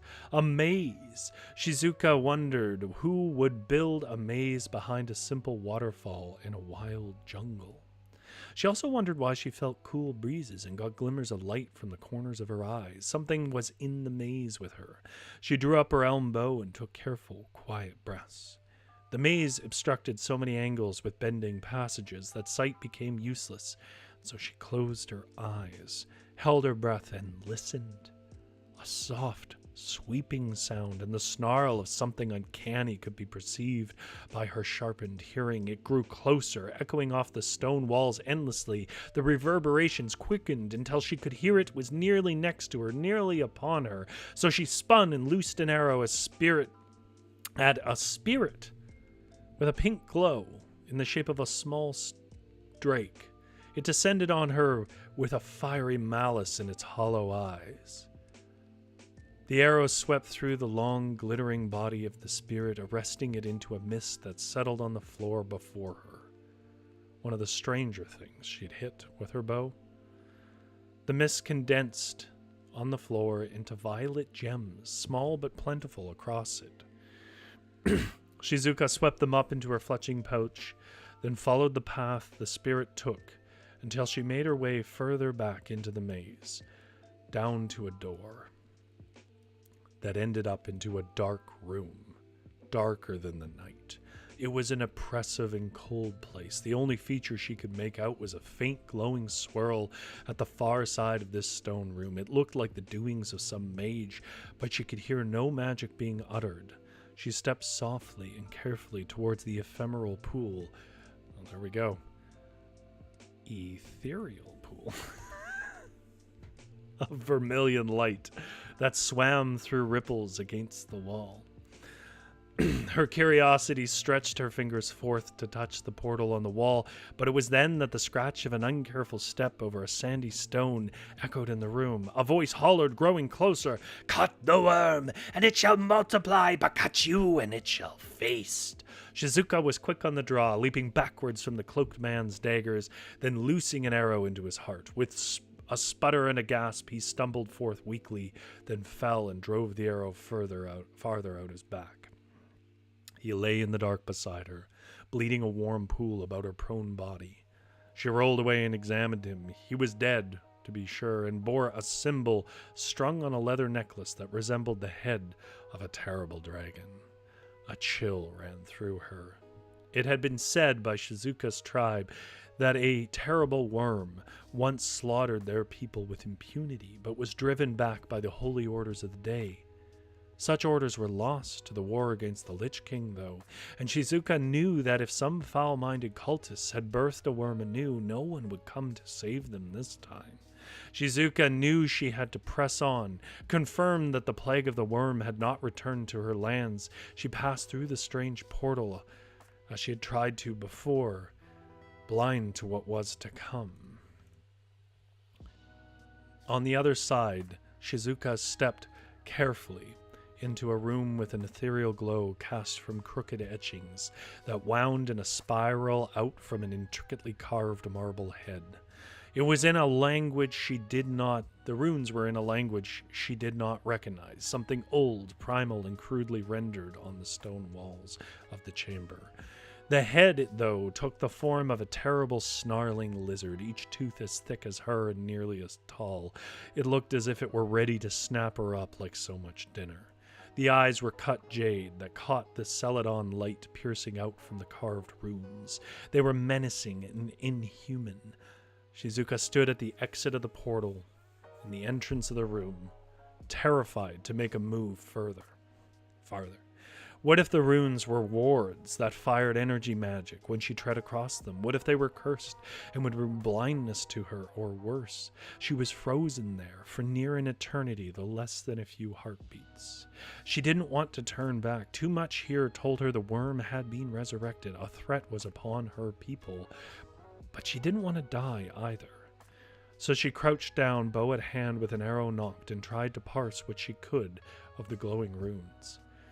The language of them was impenetrable, but she barely spoke her own tongue anyways. She wasn't the best read or well-spoken woman, but she was clever in other ways. Her patience and careful observation caused her to notice that in the far corner, a fault in the rocks was dripping a bit of water from the river far above. Each drop slipped from the crack, and when it struck a rune, its gravity changed and fell to a rune well across the room on the roof. It carried on this way, falling between the runes, ricocheting until it splattered against the great dragon head's jade eye. I wonder, she pondered, drawing up her bow, if it works for an arrow. She loosed her arrow on that rune where the water was falling and ricocheted around the room frantically, with enough speed that even Shizuka, with her sharp senses, worried that she may find her end on her own arrow. Then a sound like shattering shrieked through the chamber, and the carved dragon head's jaw dropped open, revealing an entrance. The runes dimmed to mere scratches on the wall. She tread forward carefully and saw the shards of the jade eye were lying next to the head.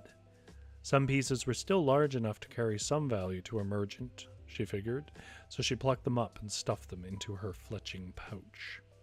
Shizuka crawled through the dragon's mouth into a stately hall of occult symbology. Twisted sculptures of a winding scaled beast stood in rows on either side of a long hall, each one portraying a gruesome feasting on men and beasts of the sunlight lands. The room was lit with cold light emanating from enchanted jade stones, polished smooth and mounted like torches on the walls. Stepping carefully, she moved towards the grand iron doors at the far end of this musty and imposing room. She reached for their handles when her sharp senses heard the faint whistle of a blade rushing through the air towards her. A quick dodge to the side and a curve revealed a curved cleaver sinking into the iron doors like they were clay. She spun around and fired her bow while diving for cover behind the stone pillar. The blade had been sent by a tall, armored beast wearing chainmail sprouted with dirty fur. He was holding a chain a yard or more in length that was weighted at its end by the blade now sunken into the iron doors. Only a dragon-forged blade could bury itself so easily into the iron. This was surely a garden for the king of these terrible tunnels, for the wyrm itself. Some terrible, towering, snorting animal dressed up in the stolen armor of a mutilated knight was now upon her. It lumbered slow, jerking the chain to pull the blade back to its side, and with a growl it began swinging the cleaver around its head by the chain and sniffing the air for Shizuka. She couldn't wait for this thing to close the distance. Her swift steps were her only advantage. She sprung out and sunk an arrow into the break between its chest plate and pauldrons. The distance to the next pillar, though, was farther than she had estimated, and though she dived, the beast aimed true and carved a deep gash into her calf with its chained blade. She crawled behind the cover and bit her lip to resist tears, which would only embolden the mad and furious beast. The blood from her calf was flowing quick. Her face became pale. She tore a strip from her cloak, bound her calf quickly, but this proved a mistake. The beast smelled the blood and charged with such force it crashed into the pillar and right through it. As it was her cover, its remnants tumbled down upon her body, bruising and cracking many things. She was trapped under that rubble, fighting to draw breath against the weight of collapsed bits of the colonnade. The beast stumbled up from its charge, a bit stunned but fierce in its victory, and descended upon Shizuka with frothing saliva hanging in gelatinous threads from its hound's mouth. It was a fierce foe, stronger in almost every way than Shizuka, but it was a beast through and through, with the meal spread out before it, stuck under a rock. It lost all forethought and swung that imprisoning stone away, freeing Shizuka. Shizuka gasped, drew up her bow, and sunk the arrow through its heart. Its eyes widened at her shot, and its breath started to come short. It stumbled away, dropping its blade, baffled that it could lose and that it would die. Now, Shizuka never really hated the things she fought or hunted, and still had some respect for the creature as she watched it slide down to rest against the far wall, leaving only a crimson streak in its slumped corpse. Maybe, Shizuka said, finishing the binding of her wound. That was all of it. And then, from beyond the iron doors came the low rumble of a growling creature. The ground trembled with its approaching steps. Dust shook loose from the ill-fit stones overhead. I guess not, Shizuka said, knocking an arrow with a trembling hand and lining a shot up towards the door from the cover of one of the treacherous wyrm's statues. In a deafening explosion, the foot-thick iron doors flung back, and a beast as wide as a swift river and near as long, carried on either side by scaled legs as numerous as a centipede's, its jaw large enough to consume a stagecoach in a single bite, lined with rows of teeth as long as a claymore blade that sprung from its rotting gums, and it roared. Shizuka nearly loosed her shot, but then felt sick to see such an enormous monstrosity before her. What was an arrow to this beast? She shouldered her bow and looked around and saw, sheathed on the waist of the beast that she had downed a moment before, still sitting against the wall, a strange curved blade, not of steel but of glowing jade. The closer the wyrm crawled, with its feet tapping up the walls, its wide nostrils snorting at the air, she noticed the brighter the blade on that beast's waist began to shine. It must mean something. It was her only hope. So she ran for the blade, drew it up from its sheath, and swung around to guard from the encroaching strike of the wyrm, but she was too slow. It was as quick as a cobra in its strike. It sprung from the high ceiling and crushed into her body with its interlocking fangs. She heard herself scream, and then the world went silent and black. She was dead, and she knew it. She felt that last bit of pain, then the numb cold of a non-existence. It was similar to a river flowing over her body with its chilling waters. No, wait, it was a river. She opened her eyes and found she was in some deep vein of the earth, surrounded by freshly stirred rubble that had settled into a wide stream. It was dark, and were it not for the soft glow of the jade shards in her pocket and the curved blade she gambled her life on, she would not have seen anything at all. High up above, where the river was flowing from, she could just discern a freshly broken opening. It was too steep to climb back up, but it was clear what happened. In the excitement of the worm's strike, the great worm broke the floor of the old hall, where a river apparently had been undermining it. She assumed the old lizard abandoned her to save itself from sliding down here. Her legs were twitching and openly broken. She was a mile from the sunlight above, but she was alive, and so she was obligated to ready herself better for the next meeting of the worm before it could descend on her people.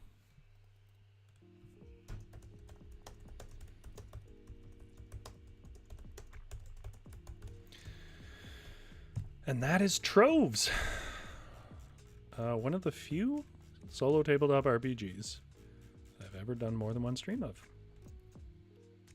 And if anyone's curious, the other one that we've done a multiple of, well, we did a multiple of Hexcrawl, but that was a bit different. We didn't continue the adventure because our guy died because he was a moron. But what we did do was we designed some creatures using their stats of Hexcrawl, and then the other one, which we is frankly in my mind ongoing, I'm just waiting for another season to tick over, is the floating bookshop, Fox Curio's floating bookshop, where our little fox who has a floating bookshop moves around the river and does various things in various seasons. But this one joins that prestigious parade of the some of the best. The other ones that I've done more than once because they have variant forms are like Alone Among the Stars, which is an internal classic. Sleepy Sasquatch Games really like the short story. Well, thank you, Sleepy Sasquatch. And I really like the game. I'll take a minute here to talk a little bit about the updates if people are curious. So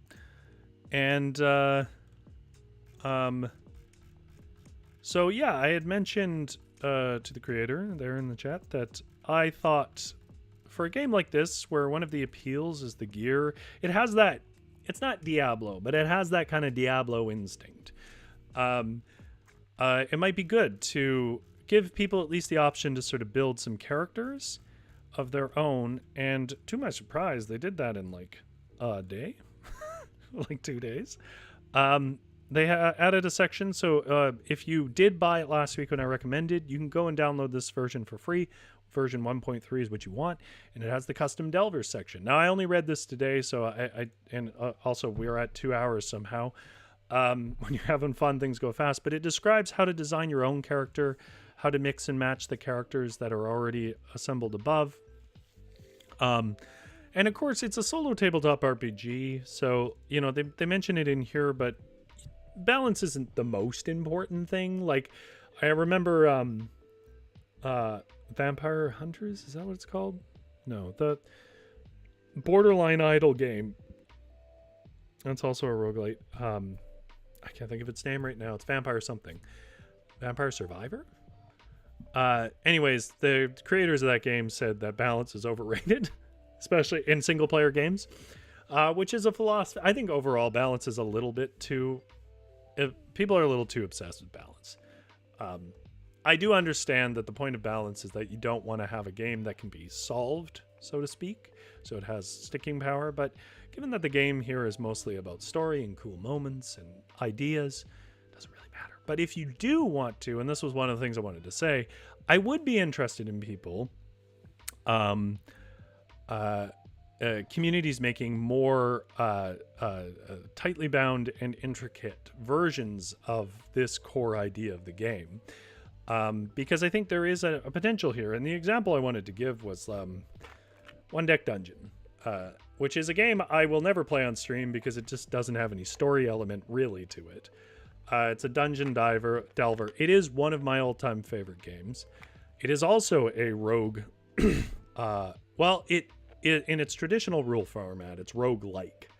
But in its they have a version where you can create a character and it runs more like this game. It's a bit different though. It's not as storied. It's not as varied in its textures and whatever. You get kind of just playing the same cards. It's a much more dice rolling stat optimizing kind of game. Not so much a story game. But One Deck Dungeon does scratch that itch with its campaign mode to sort of grind a dungeon. And I feel like I think this is a good skeleton of a system to create more grindy versions of dungeons that you can do with this very clever rolling table system and so on. In that kind of setting, I think the balance would matter more.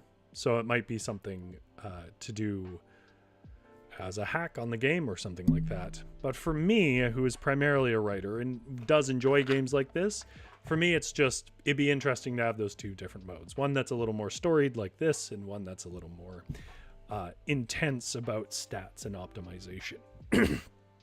Which isn't really a criticism or a compliment, really. It's just, I think it would be interesting because that's how solo tabletop RPGs tend to develop.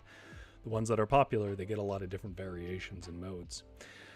Is there anything else I was going to say? I think I did mention to the creator, and I'll mention here, I think sometimes the combat's a bit too easy. So if you find that, though, that's an easy fix. Just add a +2 to the health pool.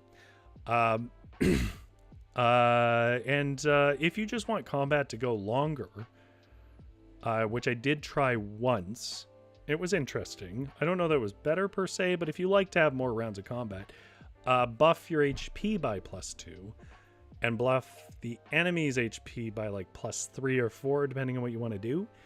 And that just allows you to have more exchanges with things. If you want that kind of experience. But overall, the system is pretty flexible, which I think is what is so interesting to me. And there isn't a huge commitment to creating dungeons here, so I am curious to see what dungeons people will create and what gear they'll create and so on. And I think if you are like me, and this was kind of where it came from, if you are like me and you play D&D, you know that lots of D&D games, they just get canceled last minute because people don't show up or whatever else. And what I particularly liked about this game was that it fit really well. It scratched a similar itch. You could just say, okay, well, there's 2 of us here, there's 3 of us here. Why don't we just play some rounds of Troves? And that's sort of what I did, and it worked really well, and we had fun with it. And we built little characters and yada, yada, yada. Yeah, I think I had some other things to say, and I'll probably remember them off stream, but my brain's a little cooked from writing for 2 hours. Zombie Wolf says, random trivia, when it comes to how much you should spend on wine, after $60, the flavor of wine tends to plateau and even go down. The best tasting wines actually tend to be around the $20 range. Yes, I do know that, actually. Tammy says, thank you for the wonderful stream and voices. Tammy always likes my voices. Jumstore also thinks it's a good game. Thanks for coming back to this game. So we could reach the boss battle even if we didn't win. It was fun. Yeah. Some point in the summer, if I get a little bored and we get another dungeon going or something. Like I said, I'm designing a fight where five level 10 player characters need to take on Ball in my D&D game, and that is quite the feat of game-breaking math and so on, and a lot of planning has gone into that. So my tabletop RPG design time is currently quite occupied. Also, I'm running Abomination Vaults in Pathfinder, but at least that's more laid out for me. But when I feel like I've got all the planning done on that Ball fight, which they just started yesterday, Yes, yesterday. And it's going pretty cool so far. Once I figure that out, I have 2 dungeons I want to make. One of them is sort of more Cthulhu-ish, because I like Cthulhu. And the other one's a little more fight-centric. So I hope to do that. I've always wanted to put something up on itch.io anyways. Yeah, that might be one of the first things I do. If you like the stream, hey, consider giving it a like. The last one I did of this was one... Well, Zombie Wolf says, is that a TPK sense on the horizon for your group, Rory? Well, you see, that's the thing. It's possible. There's only so much balancing you can do when you are outside of the range of the math of the game, right? Like, the highest CR they should be looking at is 15. And Ball has 2 CRs because he has a different form, the Ravager and the Slayer. His Slayer form is CR 20 and his Ravager form is CR 23. There's a very good chance they'll both appear. That's outside of the math of the game, right? So what I had to do was basically structure it more like a non-conventional dungeon with mini bosses and stuff that break some stuff that help with the fight and whatever. I'm hesitant to say more because I don't think anyone in my party watches these streams, but if they do, I don't want to spoil the game for them. But I had to stretch it out in a different way. I had to take a different approach. I'll say that much. And when we're done, if people are curious, I can explain how to do it. I don't know if anyone cares about like the prep I do for DMing. If people do, I don't know, I could try a pre-recorded video or something just to explain how I organize stuff. But I feel like there's like 6,000 channels that do that better. And I don't know what I would offer to it. GS says, Star Wars fan, may the 4th be with you this weekend. Yeah, I'm going to go watch some of the Star Wars movies with my father this weekend, who is also a Star Wars fan. I like Star Wars. I wouldn't say I'm a super fan. I'm more of a Tolkien guy, but I do like Star Wars. And if you haven't watched Andor, it's one of the best shows of the last 10 years. Full stop. It's barely a Star Wars show. Anyways, that's enough random babbling from me. Thank you very much, Sleepy Sasquatch Games, for dropping by and saying hello and making a wonderful fun for all of us. I hope things go well. I know that there was a bit of a struggle there with the Kickstarter, but I think you can prove all those folks wrong. I unfortunately didn't know it existed until you posted it like last couple of weeks, but you can prove those people who didn't support you on there wrong, as I'm sure your game will be successful because it has... Well, it has the 1-2 punch that itch.io needs, which has phenomenal art and fun mechanics that aren't super hard to get into. I am curious about your Glide game. It seems like you have a lot of stuff about that.